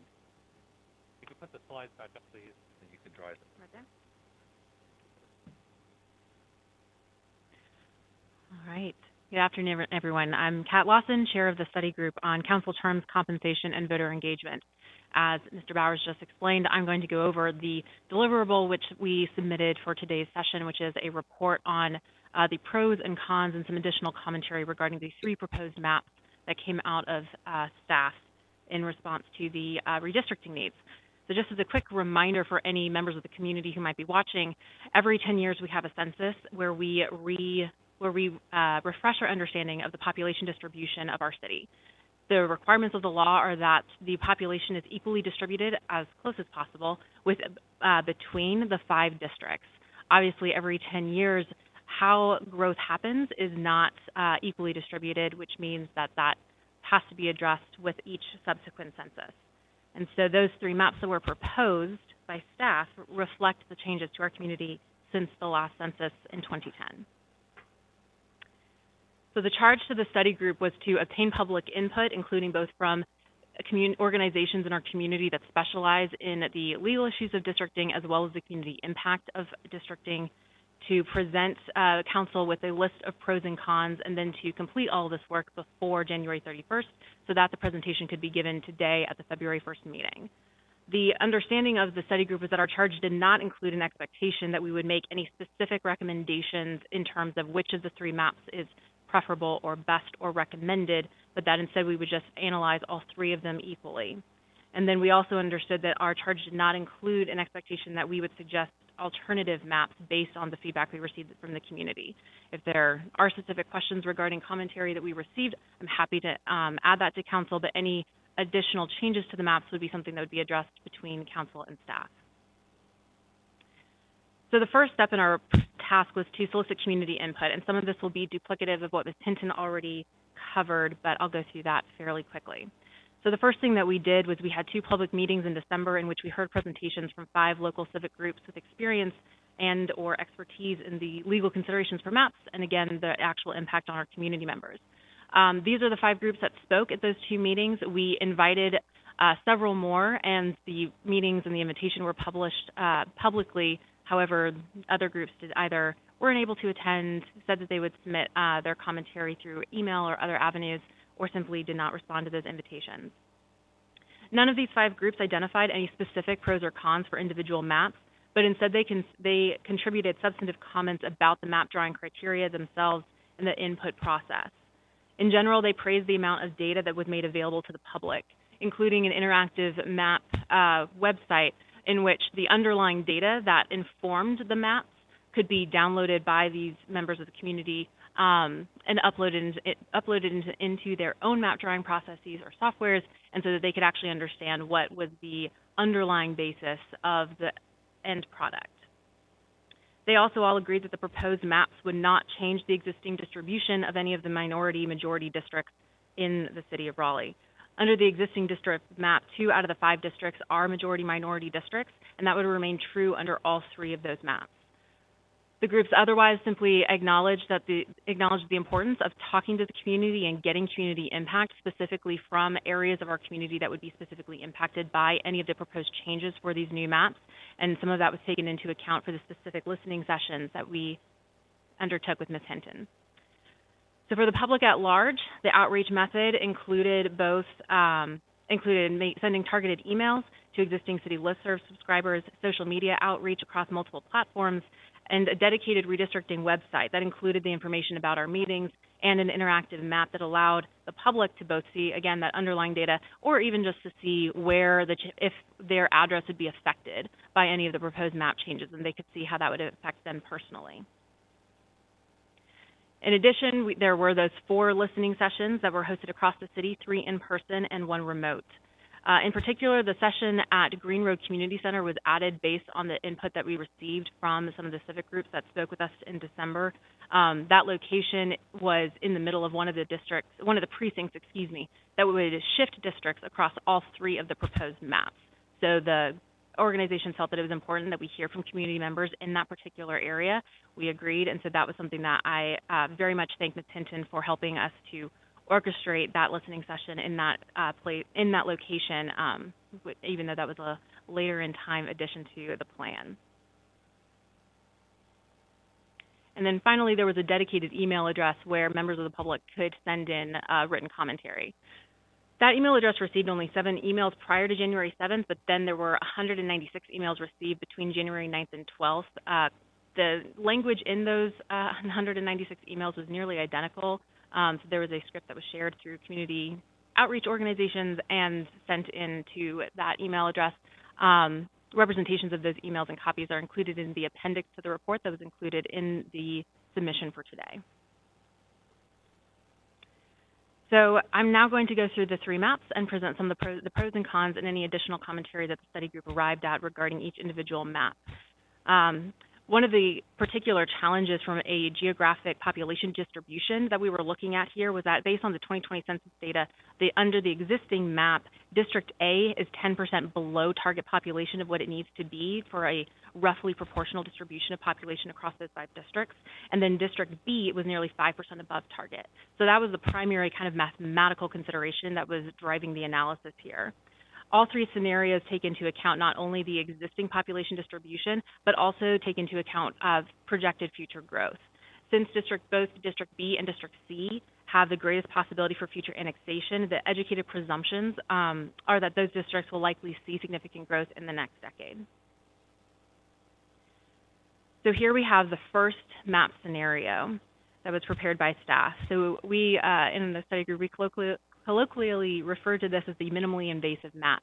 So as you can see here, only 2 precincts change districts. We have a change from District B to District A in order to, again, balance out that the imbalance of population between those 2 districts in this suggestion. The vast majority of the work of that particular rebalancing is being done by the moving precinct 0146 from District B into District A. This precinct is a majority minority district, and it has over 7,000 residents in it. So here were the respective pros for this particular map. These pros were based on both community input and then also the study group's independent analysis. So here, this particular map minimizes any change for any of the residents in Raleigh except for the residents that are in those particular precincts. It brings the population balance of each district near the ideal population mark. The compactness is retained for the 5 districts. And then the overall diversity of District B and C are still retained as well. And then this population rebalancing still leaves significant room for both Districts B and C to grow based on projections about that future growth and annexation opportunity. However, on the cons list, the room to grow for Districts B and C may still be disproportionately low, particularly based on the potential growth opportunities, especially for District C, which retains the largest share of future annexation area under this map. The risk here is that if Districts B and C in fact do sizably add to their population within the next 10 years, there's a risk that the residents of those districts will be proportionally underrepresented compared to the residents of the other 3 districts. And then finally, we have 2 notes here that didn't neatly fit into either a pro or a con in the judgment of the study group. So first of all, one of the things that a member of the community at the Green Road Community Center listening session raised was that if the council does indeed add a 6th district, which was the recommendation of the study group in our report from last year, then the map that gets passed right now will only be an interim map. It'll be in place for maybe a year, perhaps a little bit longer, and then the map will have to be completely redrawn to take into account that 6th district. If that occurs, then an interim map that makes the fewest number of changes will cause the least amount of public confusion or disorientation and change. And so in that hypothetical scenario, that would be an additional pro for this particular map. However, because that is dependent upon the decision of council regarding the addition of a 6th district, we felt that this was more appropriately captured as a just note and a hypothetical pro rather than an actual pro for the map under current circumstances. Additionally, as I mentioned, precinct 0146, 86% of the residents in that particular precinct are minorities. And they would be moved from District B, which is a majority minority district, into District A, which is much less diverse than District B. Now, the reason we did not include this particular impact as an actual con is because the study group did not receive specific concerns from community members or through our other channels that that this change would be harmful to the residents of that particular precinct. So even though District A is overall less diverse than District B, there are neighboring communities surrounding that particular precinct on the District A side of that map that could still be considered to be a community of interest. And so that there was not an acute concern about isolating the members of that particular precinct from other like-minded voters, which is why we decided to include this observation as a note instead of as an actual con. Now, the second map here moves precincts in all of the districts, resulting in more changes compared to that first map. I'm going to be specifically making some comments about the move to precinct 0125, which is that little shaded area in between C and D. It's a move from a precinct from District C to District D, That's roughly around the South McDowell and MLK Junior Boulevard intersection. So I just want to point that all out to council since I will be discussing that in a moment. However, before we get there, here are the pros to this particular alternative map. The pros include that this map most closely balances the relative population distribution across the 5 districts. It also relies on very clear transport corridors and straight lines in order to create distinct boundaries for each of the 5 districts. And it more evenly divides the future annexation area between District B and District C, and leaves room for growth in both of those districts. It also, again, retains the majority-minority character of both District B and District C. But in contrast, this map also leaves District C over the target population by 2%, with a still sizable future annexation area, which again just runs the risk of future underrepresentation in between now and the next census. And then regarding precinct 0125, it is 80% minority, and it is moved in this map from the majority minority District C to a less diverse District D. Unlike the movement of 146 from B to A, the study group did receive particularized concerns about moving precinct 0125. The neighboring districts in District D, which is where this precinct would be moved under this particular map, do not share similar characteristics to this particular precincts. And there were concerns that the members of this precinct would be isolated from like-minded community members that might share their electoral concerns. Because of these particular concerns that were unique to this particular precinct, the study group decided to list this change as an actual con for this map instead of leaving it as a note the way that we did for 146, which again shows up here in our notes. Again, 146 changes districts in all 3 of these maps, and so this note is going to be here for all 3 of them. And then finally, we have the last proposal, which is scenario 3. So the third map also makes changes to all 5 of the districts, and it uniquely adds areas south of 440 to District A, uniting more of the area that includes the Midtown plan under a single district. It also uniquely moves some of the communities around Umstead Park from District D to District E as well.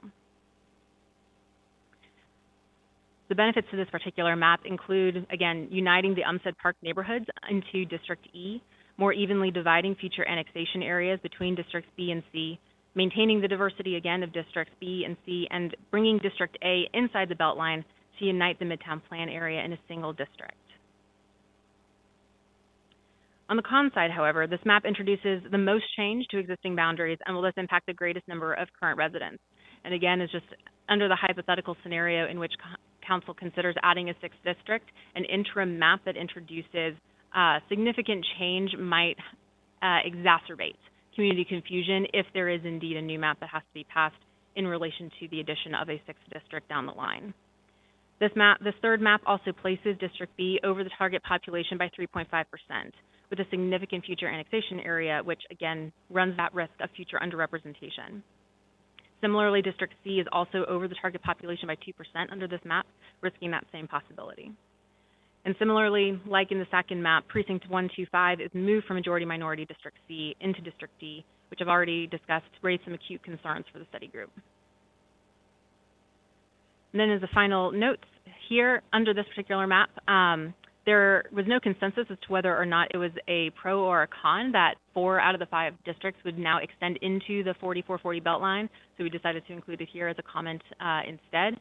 And then again, that note that 146 would again be moving from District B to District A.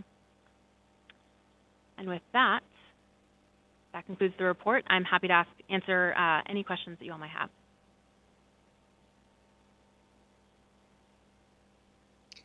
Okay, thank you for that presentation, Kat. Do we have any questions on what was presented? Councilmember Knight? Thank you, Madam Mayor. Appreciate it, Ms. Lawson, and thank you for the work that you did as chair and that the rest of the committee did working with the public on this and as well as staff. I have one question, and then, Madam Mayor, I'd like to make a motion at the appropriate time in support of scenario 2. My one question is, you mentioned the idea of majority-minority as it pertains to districts B and C. Would you define that as it pertains to elections and the creation of such districts? Yes, sir. So majority-minority districts refer to a district in which the majority of the population is comprised of minority members of the community. So District B is majority-minority, and that's a combination of African-American residents, of Hispanic residents, and others. And then for District C, it's not only majority-minority, but it's actually a majority-black district. Now, one of the feedbacks that we received over the course of the study group was a concern that the impact on communities of interest, particularly on the demographics for Raleigh, was not taken into explicit account in the drawing of districts. Now, study group asked city attorney to kind of explain what this was, so I will defer to her on it, fully explaining the legal ramifications of taking those considerations into effect. The understanding that we had was that it is not legally permissible to craft districts with the explicit purpose of creating a racial balanced or percentage outcome. I will defer any additional explanation of that to the city attorney, not an election lawyer, and I'm not your lawyer, so but that is the understanding and the explanation that we received during the course of our study. Because what I understand is, and I guess it's more about why do you create such districts, right? And that's the question before us all, is why do you create such districts? It's being done intentionally, right? So it would seem to me that what you're trying to do is make it more likely that you will elect a minority person who better represents such a district. Would you agree with that or not agree with that? The desire is to, of the 6 criteria that are legally permissible when drawing districts, one of them is to preserve communities of interest. Certainly that can include racial demographics. However, that still cannot be, is my understanding, an explicit goal of the map drawing process. And so while allowing for the election of the minority community members candidate of choice is important, that is not, again, my understanding, allowed to be kind of an explicit part of the map drawing process. Okay, thank you very much. I appreciate y'all's work. Thank y'all. I see the city attorney. Do you have something? I can answer any questions if you want to. I think Kat's covered it, but I think the deal is you can't draw a district for the express purpose of trying to elect any particular group, whether it be a political party or a race. I would point out that in maintaining the communities of interest, and one thing that the staff did do was make sure that they did not change the majority minority or the makeup of each individual district. So while that was not used as a goal to elect a particular candidate, they were very careful to make sure that they maintained the percentages, or roughly the percentages that were already there, which was permissible.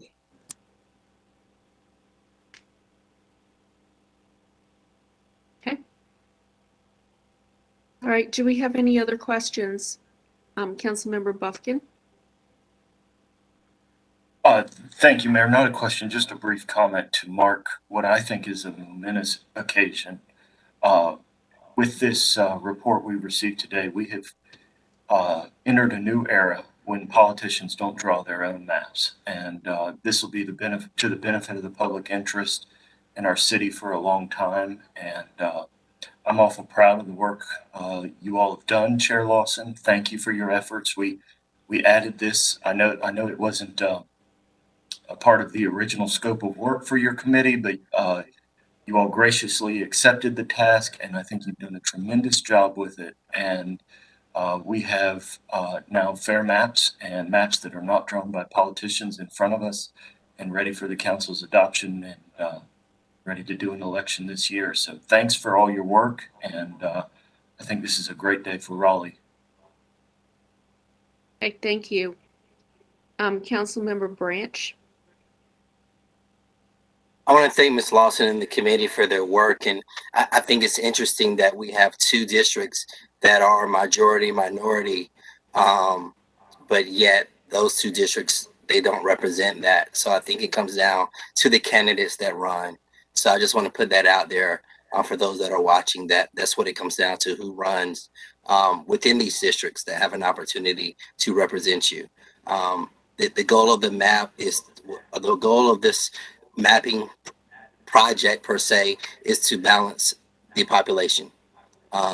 You know, which means that there'll be some shifts, and it's up to us as a council. There's been a big debate. Do we add another district? Do we do it at large? That has not been decided yet. And I think that will be decided hopefully later this year, so that we can determine what happens and how this city is represented going forward, even after 2022, when we look at 2024 election. So, you know, I don't think we will ever find a map that over 470,000 plus residents will all agree to. But I think the committee did a great job in working with the staff and working with the community to hear the interests, hear the concerns, and come back, you know, with a recommendation. So thank you for your work, and I'm ready to move forward. Okay, thank you. Councilmember Knight. Thank you, Madam Mayor. I agree with all that's been said by the rest of the council on this issue. And I think it's time we move forward to hear a public hearing. So with that, Madam Mayor, I move that the council accepts as the preferred option, if that's the correct way to put it, the preferred option being scenario number 2, to take to public hearing. With a date of March 1st for the public hearing. Can I add that? Yes, Okay. ma'am. All right. Do we have a second on that? Councilmember Buffkin has seconded. All in favor, please raise your hands. Before we vote, the city attorney's hand popped up and went down, so I'm just wanting to make sure there's something that needed to be clarified before we. Oh, the mayor. First date. Yep, the mayor caught it. Okay. Mm-hmm. Okay.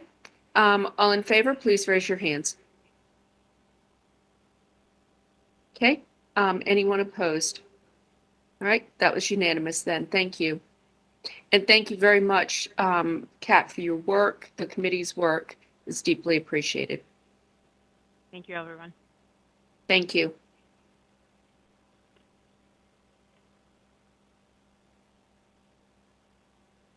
Okay, next we have the report and recommendation of the Economic Development and Innovation Committee. We have a couple things.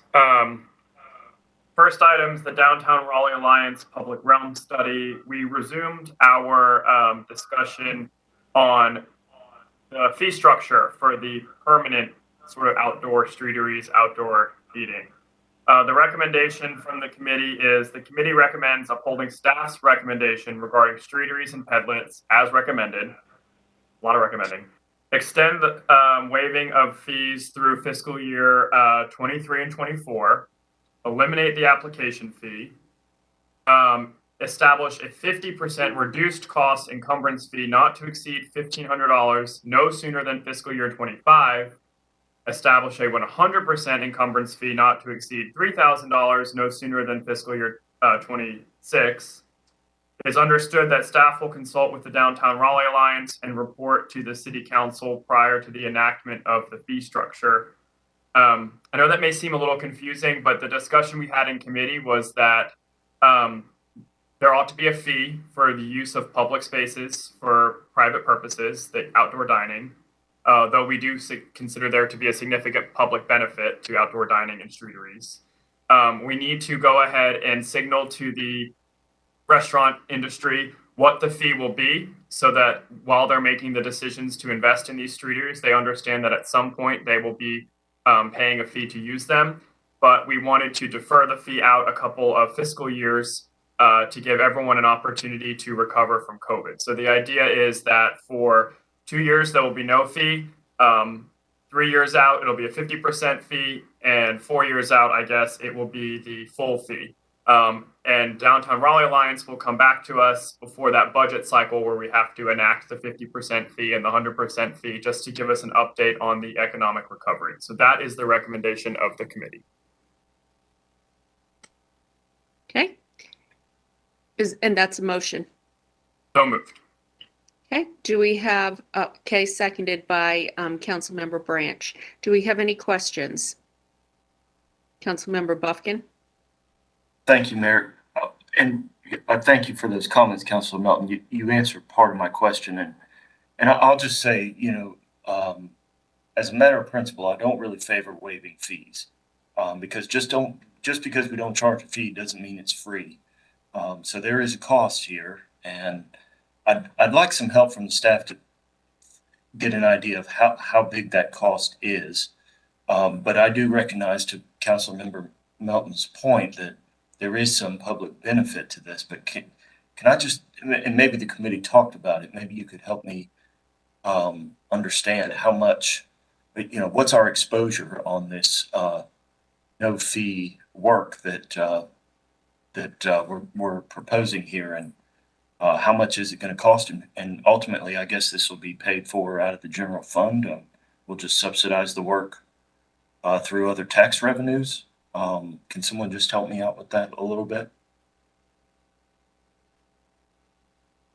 I think while we're waiting for staff to come to the podium, I know at committee there was a discussion. It's really parking. It's on-street parking that will be eliminated for the streeteries for the most part. And so they did the analysis of basically what does a parking spot cost, and that cost changes in certain parts of the city. They also did cost of land, which obviously we can never base the streeteries on the cost of land because that was just sky high. And then they looked at our peer cities and benchmarked sort of a cost, and the cost that they landed on, the $3,000 when we get to fiscal year 26, is sort of in the middle of our peer cities, and I think is measured against the loss of the metered parking, because really what we're talking about is the metered spot going away.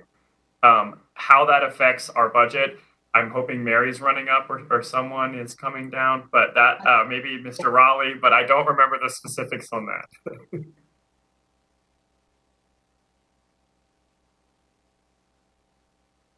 Well, Mr. Raleigh, you're muted. We can't hear you at all. See, am I on now? Yes. You are. Okay, great. Sorry about that. So again, my apologies. I stepped out for a moment and caught the middle of this conversation, but I do, if I'm understanding, there was some question regarding how the fee structure was derived that was proposed at committee. No, I think the question is, by deferring the fees 2 full years and then a third year at 50%, what impact is that going to have on the budget, I think, or revenue? Certainly. Well, I can speak to that, and we can run this more thoroughly by our budget staff. But what I can say at this moment is that there was, when we built that fee structure, there's, at this moment, the streetery program is new. And so that it's not as if we are losing existing revenue by deferring that fee. I think when we presented this item to you at committee, we were sort of, demonstrating to you how a fee could be determined, which would be a new fee. So there's no, at this moment, negative budgetary impacts of deferring the start of that fee, if you will, into the future. I hope that gives you some clarity. If it would be helpful, Councilmember Buck, and staff can sort of kind of bring back a staff report in a couple of weeks that sort of kind of gives a projection on the lost parking revenue, as well as staff resources and anything from a zoning compliance or special events permitting process that we might be potentially losing out on, if that would be helpful. But Evan Raleigh is correct. It's a new program, so it's not suspending revenue. It's revenue that we never received prior to COVID anyway.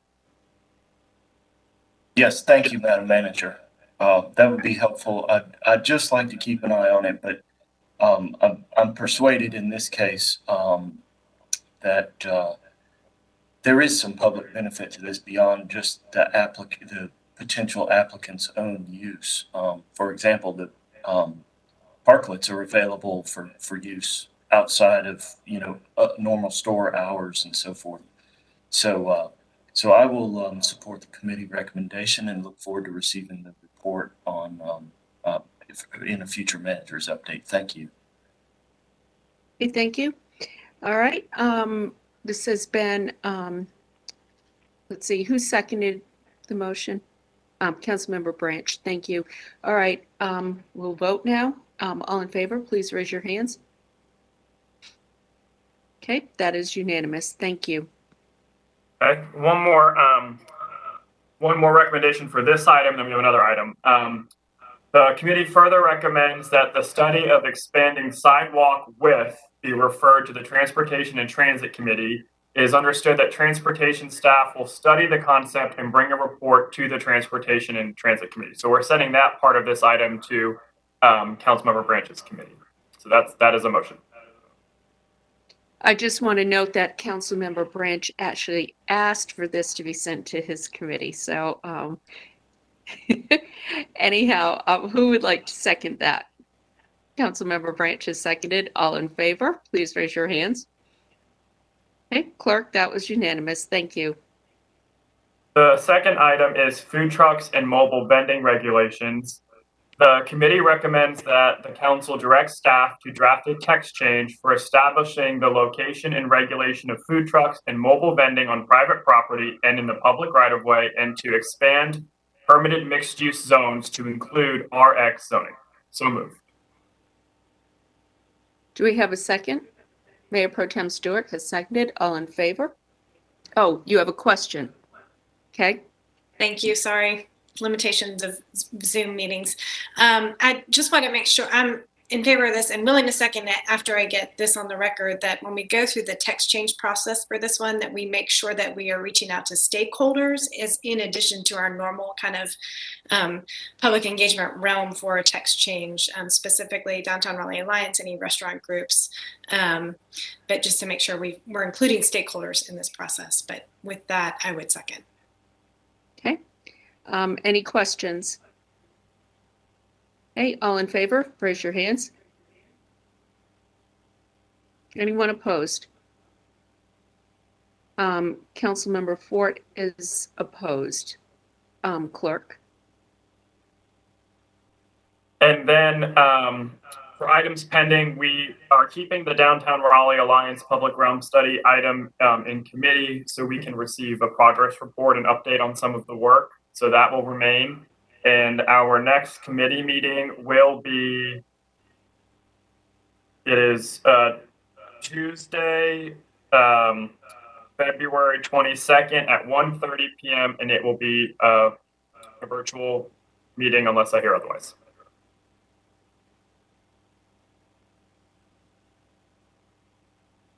Okay, thank you.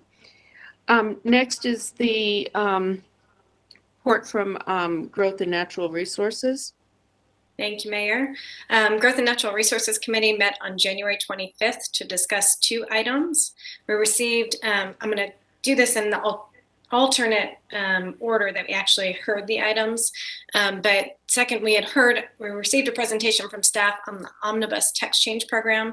This is a program by which staff processes potential changes to the UDO that have been identified as technical and modest in their impact.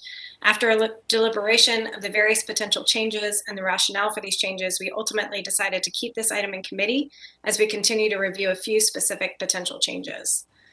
We also, earlier in our meeting, had deliberated a draft ordinance related to wild and dangerous animals. The city attorney's office has done extensive research on this topic and presented us with 4 potential paths forward, which range from the option to ban dangerous wild animals outright with no grandfather exemption for those who already own such animals here in Raleigh, to the option to simply not move forward with an ordinance at this time. The other 2 options involve the setting up of a registration system by which we would require these animals to be formally registered with the city. After hearing these options and after hearing from several individuals and subject matter experts who provided public comment on this issue, the committee ultimately decided to refer this item back to the full council with no recommendation. We'll also add this committee is scheduled to meet again at 4 o'clock on Tuesday, February 22nd. Okay, do we have any questions?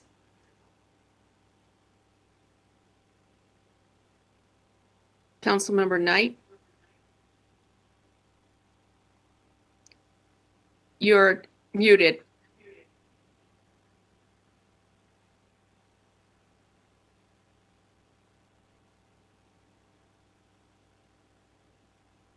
You are muted.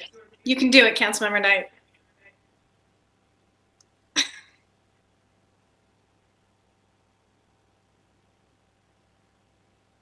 Mayor, may I offer Councilmember Knight some advice on how I found to fix my muting issue? Yes, please. I don't know if this will help you or not. There's a little arrow next to mute. If you click that, it says microphone. Make sure it says use system setting. For whatever reason, mine reverts to something else. And as soon as I fix that, it lets me talk. And it happens the first time I talk at every meeting. So, advice to you and anyone else watching today.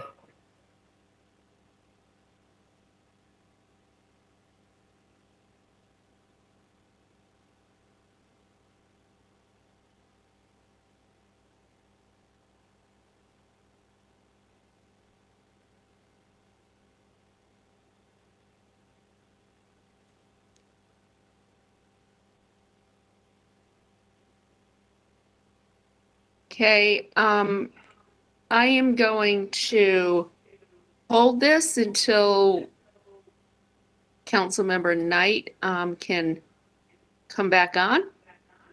Madam Mayor, I'm back. I apologize. Okay. I hit the wrong button twice and it disappeared. I could hear you, but I couldn't see you, and I couldn't see the mute. There was no mute button. I apologize. As I indicated at the end of the committee meeting, I would ask to recommend that we put on this issue for a future council meeting with a full presentation by the legal staff to, I think it's only fair for the rest of the council to be able to hear fully what we have heard in committee. I don't know if this needs a vote or not, but I indicated that at the end of the committee meeting and didn't get any disagreement. So I hope that we can just put this on for a future meeting at your discretion, the manager's discretion, when that'll be for a full presentation. Thank you. Okay, I have two procedural questions. First off, this was reported out with no action taken. Do we need a formal vote on that? City Attorney? Not that I know of. I do think you need to vote on if you want to place it on a special item in the future. Okay. So would someone like to make that motion? So moved. Could you make could you state what you're asking? I move to place this agenda item on a future council meeting under special items to be taken up at the discretion of the manager and the mayor. Okay, thank you. Do we have a second? Mayor Pro Tem Stewart has seconded. All in favor? Anyone opposed? Okay, we'll take this matter up at a future meeting. Okay, anything else? Mayor Pro Tem Stewart? Nothing from me. Councilmember Knight? Committee Chair Stewart's done. Also, along with that, could we change the name to the correct name of the ordinance, which is dangerous wild animals, and not what's on this agenda? It's not accurate. Thank you. For the next agenda. Thank you. Okay, thank you. Okay, next is the report recommendation of the Safe, Vibrant, and Healthy Communities Committee. We did not meet. I am going to ask that we meet on February 22nd at 11:30. I would like for us to get an update on the hotel that we have purchased and also an update on White Flag and how we are going to move forward with that in the future.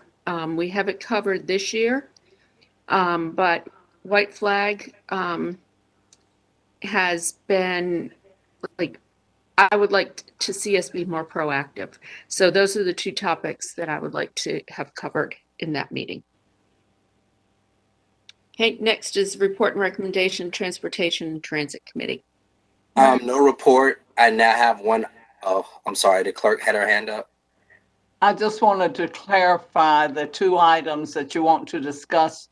Are you putting them in as new items, or are you going to discuss them under the item homelessness? Under the item homelessness. Thank you. Okay. Councilmember Brandt?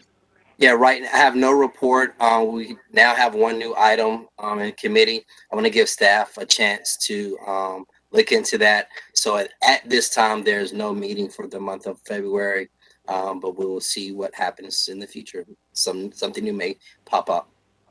Okay, thank you. Okay, next we have the report of mayor and council. Councilmember Branch, I'll start with you. Yes, Madam Mayor.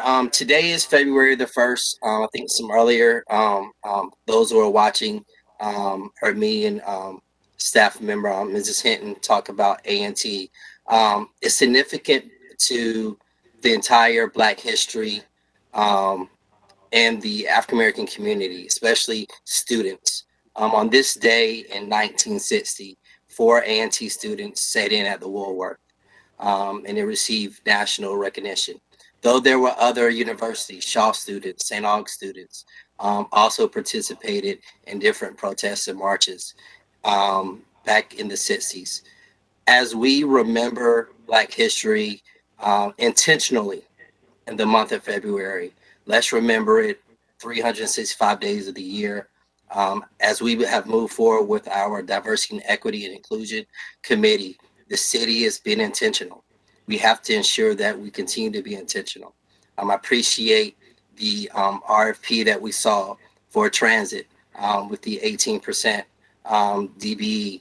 Our goal is 13. We made 18. I pray that, we can even get higher as we continue to move forward. So that's what I wanted to bring attention to today. We've made it through some cold days these past couple of weeks and a challenging year, but there's a lot we can do together and we need to focus on it. And whatever our differences are, from genders, from race to religion to whatever, we have to realize at the end of the day, we all want to go home, raise our family, and live a prosperous life, whatever that means to us. So I say, let's continue to work together. Where we differ, let's work through that and not attack each other. And on this day, remember Black history, not just over these 28 days, but all 365 days. Thank you. Next, we have Councilmember Knight. I'd just like to say I appreciate Councilor Branch's comments, and with that, I think we take those all to heart. And with that, I have no further comments or report. Thank you. Councilmember Ford. Eagle Pride Amplified and no report. Councilmember Buffkin.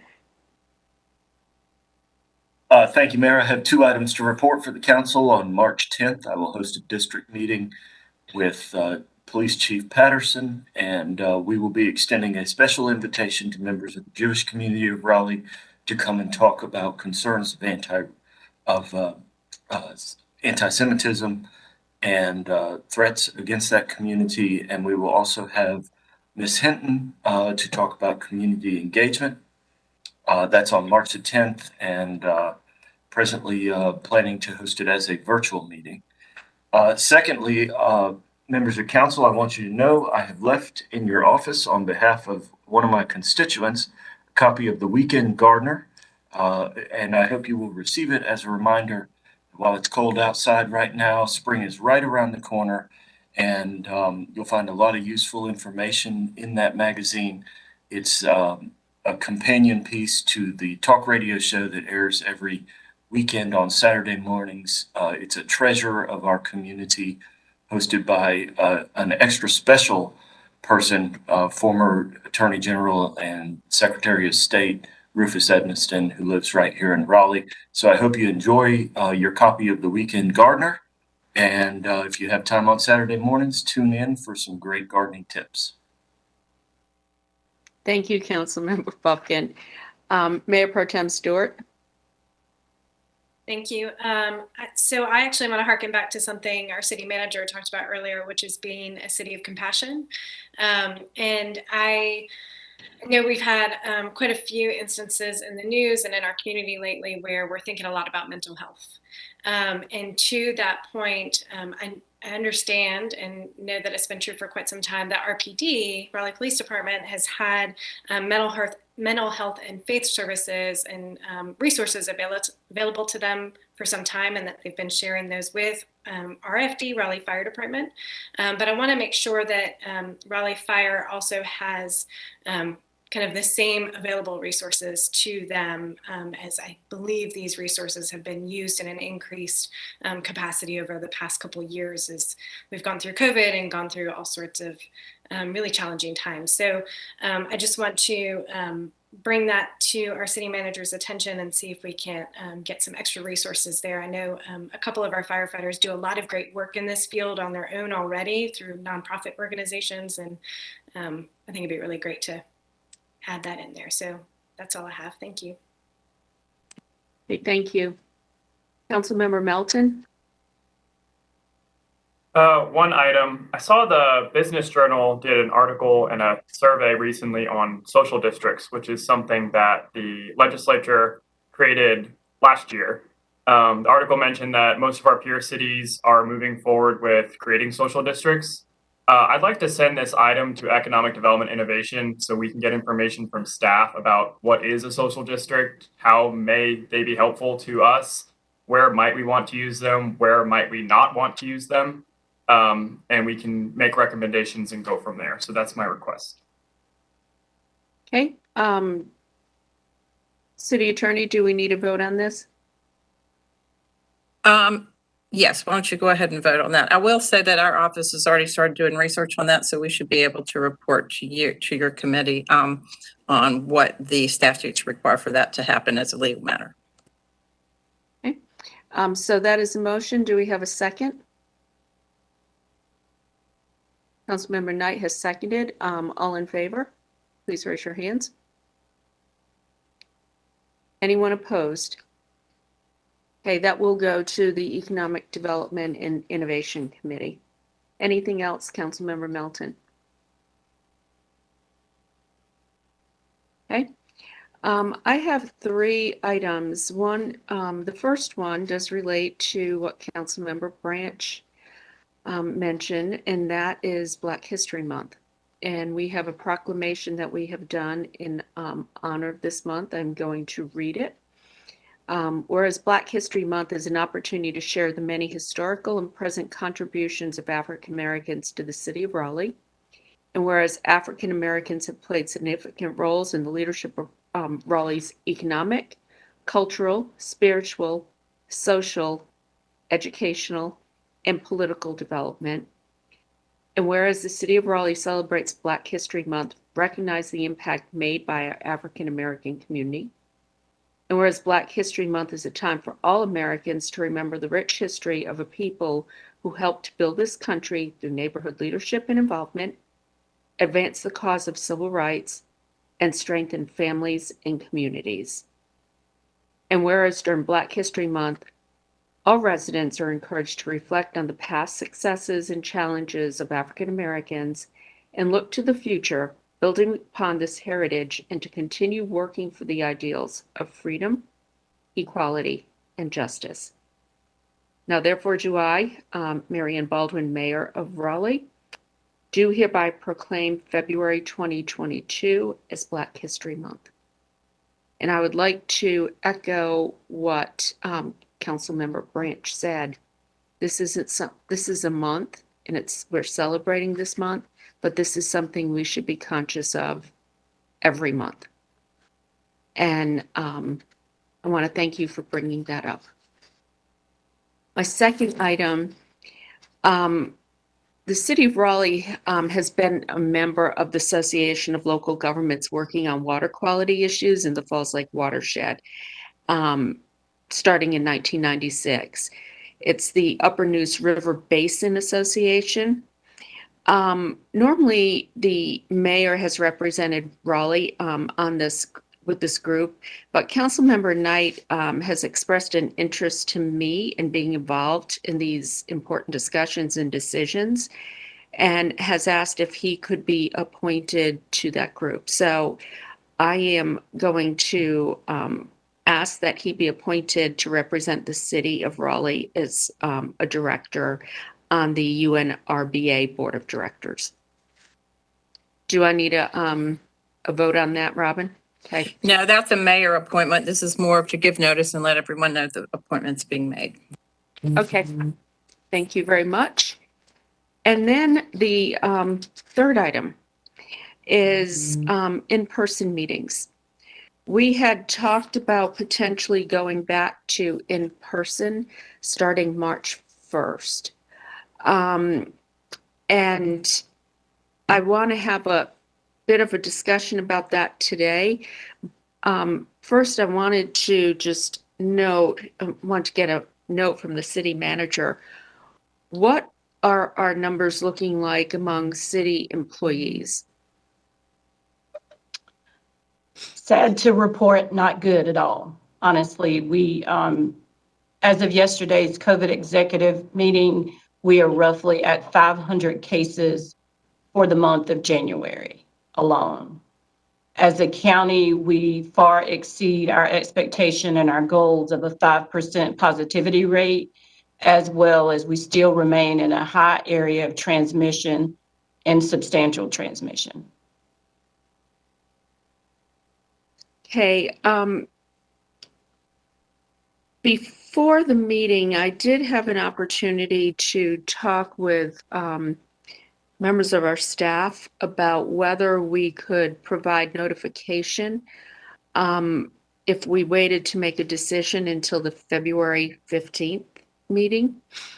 And there is a way to work around that and get that done.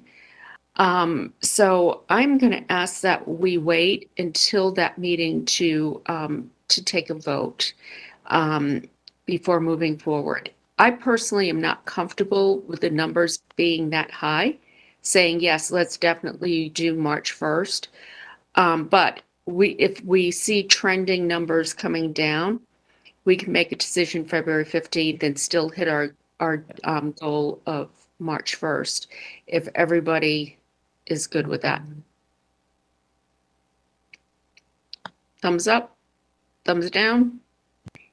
Okay, if let's put this back on the agenda and have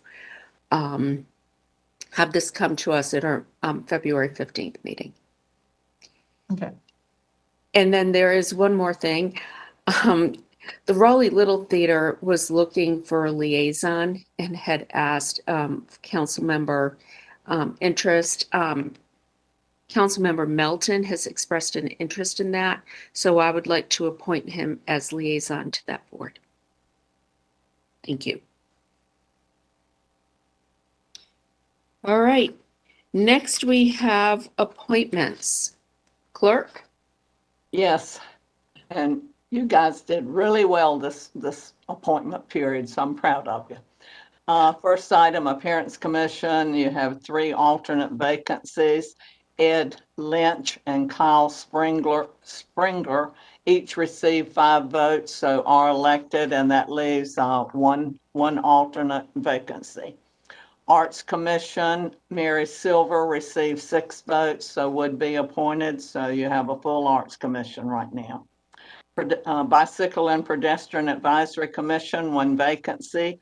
Michael Thor received 5 votes, so he would be appointed, and that makes a full board there. Board of Adjustment, you have 1 alternate member vacancy. There are no nominations as of yet. Environmental Advisory Board, you have 1 vacancy. James Robinson received 5 votes, so would be appointed, and you have a full board there. Hispanic and Immigrant Affairs Board, 1 vacancy. Community category, there are no nominations, so you still have that to work on. Human Relations Commission, you have 1 vacancy, youth member. Councilmember Melton nominated Cameron Fountain, and Councilmember Buffkin nominated Aaron Casey. So that will be on your next agenda. The Human Relations Commission, 1 alternate member. Dr. Reverend Portia Rochelle received 5 votes, so is appointed. The next item is Parks, Recreation, and Greenway Advisory Board. You have 1 vacancy. Councilmember Stewart nominated Kara Strang, S-T-R-A-N-G. So that'll be on the next agenda. The Stormwater Management Advisory Commission, 1 vacancy.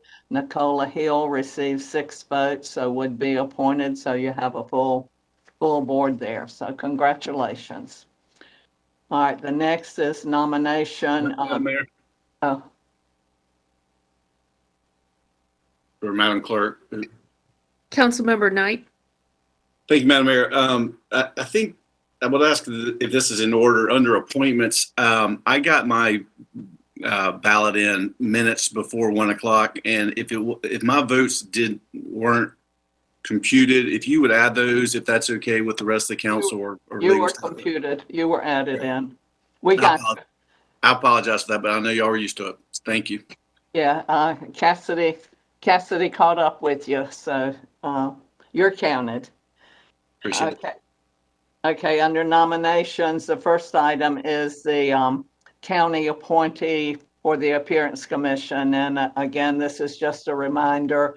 I think the county has some interested people, but they have not made a recommendation. So if you have time, or if you have someone, there's still time to get that number in, or that name in.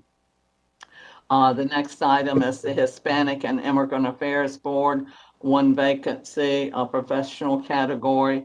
You received a letter of resignation from Elzor Pazeda of the El Centro Hispanic, and so you have one vacancy, professional category for consideration. And the next is Raleigh Convention and Performing Arts Center Authority, one vacancy. The term of Lynn Menges is expiring. She is eligible for reappointment as far as service and would like to be considered, and you have her attendance record. Okay, Councilmember, Mayor Pro Tem Stewart. Move for reappointment. Councilmember Melton has seconded that. All in favor? Anyone opposed? Okay, that was unanimous, clerk. Next item is the Raleigh Sister Cities, one vacancy. The term of Cody Charlin is expiring. He is eligible for reappointment and would like to be considered for reappointment. I will make that motion. Do we have a second? Seconded by Councilmember Melton. All in favor? Okay, that was unanimous, clerk. Thank you. The next is Parks, Recreation, and Greenway Advisory Board, one vacancy. The term of Brad Johnson is expiring and he is not eligible for reappointment due to length of service. So this added to the one that's already on makes you have two vacancies for consideration on Parks, Recreation, and Greenway. Clerk, before we go on, I would just like to thank Brad for his service. He's done an exceptional job, and just want to say thank you. Thank you. The next is the Police Advisory Board. You received a letter of resignation from Sean Ingram, who is an at-large representative, so therefore you have one vacancy for consideration there. And that is all I have under nominations and appointments, but, excuse me. Mr. Melton, did you have something?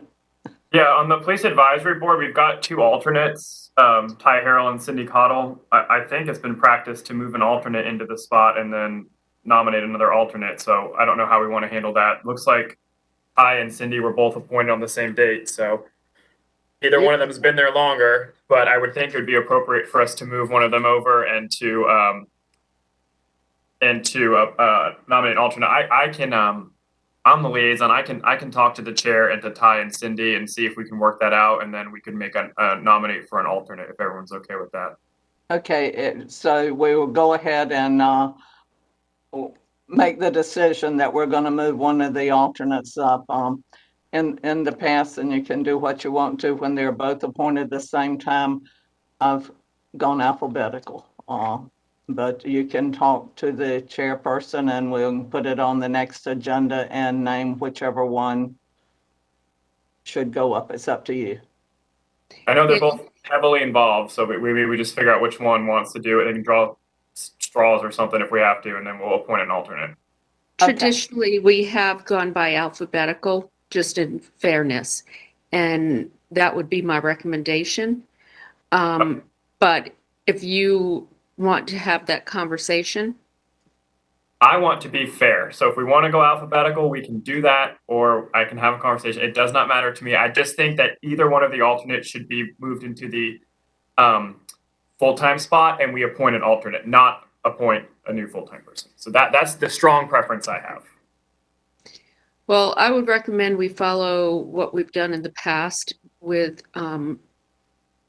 that, in that, yes, we do need to move somebody into that slot. So Gail, if you could bring that back to us next time with the vacancy for an alternate. Okay, so we will go with the alphabetical, move the alternate alphabetically up, and then have the alternate position on the next agenda. Okay? Is that what we're doing? Yes, ma'am. Okay. All right, then if I may, I'd like to add an item to the agenda. I'm sorry to do this, but at the last meeting, January 18th, you declared a 539 square foot permanent slope easement as surplus property and authorized advertisement of the open-end bid, which was $2,400, subject to the upset bid process and with the understanding the winning bidder would pay advertisement costs. We followed all of the legal aspects and there were no bids received. So if possible, if you could authorize the sale of the property to MIS for $2,400 plus advertising costs, it would be gratefully, and we could let them move forward and put some money in our budget. So if you're agreeable to that, if you would, someone would make a motion to authorize us to move forward. Councilmember Buffkin, So moved. do we have a second? Councilmember Melton. Okay, all in favor, please raise your hands. Anyone opposed? Okay, clerk, that passes unanimously. Thank you so much. Okay, thank you. Next, we have the report and recommendation of the city attorney. Thank you, Mayor. I have a couple of items today. The first one is related to potential revisions to the towing ordinance that relates to towing vehicles from private lots. And at the last meeting, you may recall that during the report of mayor and city council, Councilmember Buffkin had expressed concerns that he had from some business owners that the changes had caused them hardships to their businesses, and asked us to look at whether or not we could make some tweaks to the ordinance to resolve those. We have done that. That is in the backup. We've talked to interested parties and done some research, and we think this will address those concerns. There's two changes. One, it increases the distance from where a vehicle may be towed to a storage lot to within 15 miles if it's inside the city. It leaves the 10 miles if it's in or out. And the second one, related to when there has to be simultaneous written authorization. The prior ordinance said that it was from 7 a.m. to 7 p.m., 7 days a week. The concern was that there weren't people available at those hours. So the change would be from 10 a.m. to 5 p.m. Monday through Friday, so that would when people are available to sign the authorization. I'm going to answer any questions, but if council would like to, that they could actually make a motion and make those changes today if you would like. Okay, do we have any questions for the city attorney? Okay, do we have a motion? Councilmember Buffkin? I move adoption of the proposed revisions to the towing ordinance. Okay, do we have a second? Councilmember Melton is seconded. All in favor? That was unanimous, clerk. Okay, I have one more item, and there's a lot of backup on this, and I had given a heads up about this. This it relates to a Senate Bill 300, which was passed by the North Carolina General Assembly in September of 2021. And basically what it does is it changes the way that local governments can enforce some of their ordinance. and ordinances. And so because of those changes, we need to make some amendments that actually incorporates what that bill requires. Generally, what it does is it targets decriminalizing certain local ordinances. And there's a lot of backup, and I'll just go pretty high level about what these do and say.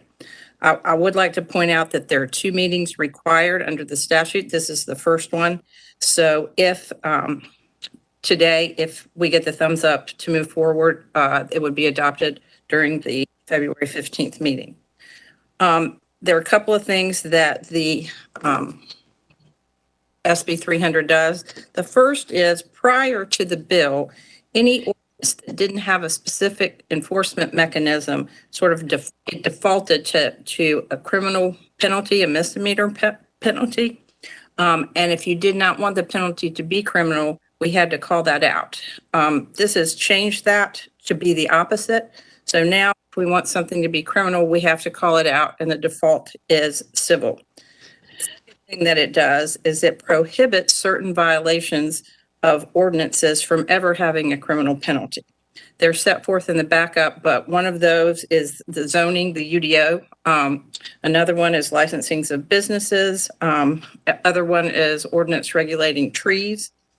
Civil enforcement is still available for all of these ordinance violations, and the city historically has really not criminally enforced these, so it's just a matter of changing the language. The third thing it does is have some additional procedures and defenses when there is a criminal violation.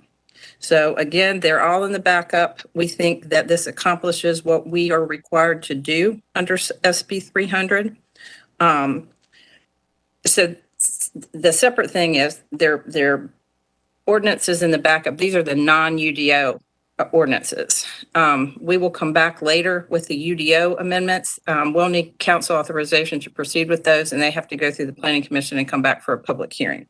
So we have basically 2 requests today. And the first is, now that you have received the ordinances in the backup, which are the non-UDO ordinances, if we can have council concurrence that we will bring these back on February 15th for adoption. And I don't need a motion. I kind of need just a thumbs up. So if everyone is agreeable to that, if you can just let me know. If you could raise your hand if you're agreeable to that, please. So I can, okay. You have agreement on that. Okay, thank you. And the second is to authorize our office to draft the required UDO amendments that basically remove misdemeanor enforcement from any of those provisions. And then you'll see them again. Once we get the authorization, we'll draft them, take them to Planning Commission, and they'll come back. So I would need a motion for that text change if council is so inclined. Do we have a motion? Councilmember Branch, seconded by Councilmember Knight. All in favor? Anyone opposed? Okay, that was unanimous, clerk. And that concludes my report. Okay, thank you. Next, we have the report and recommendation of the city clerk.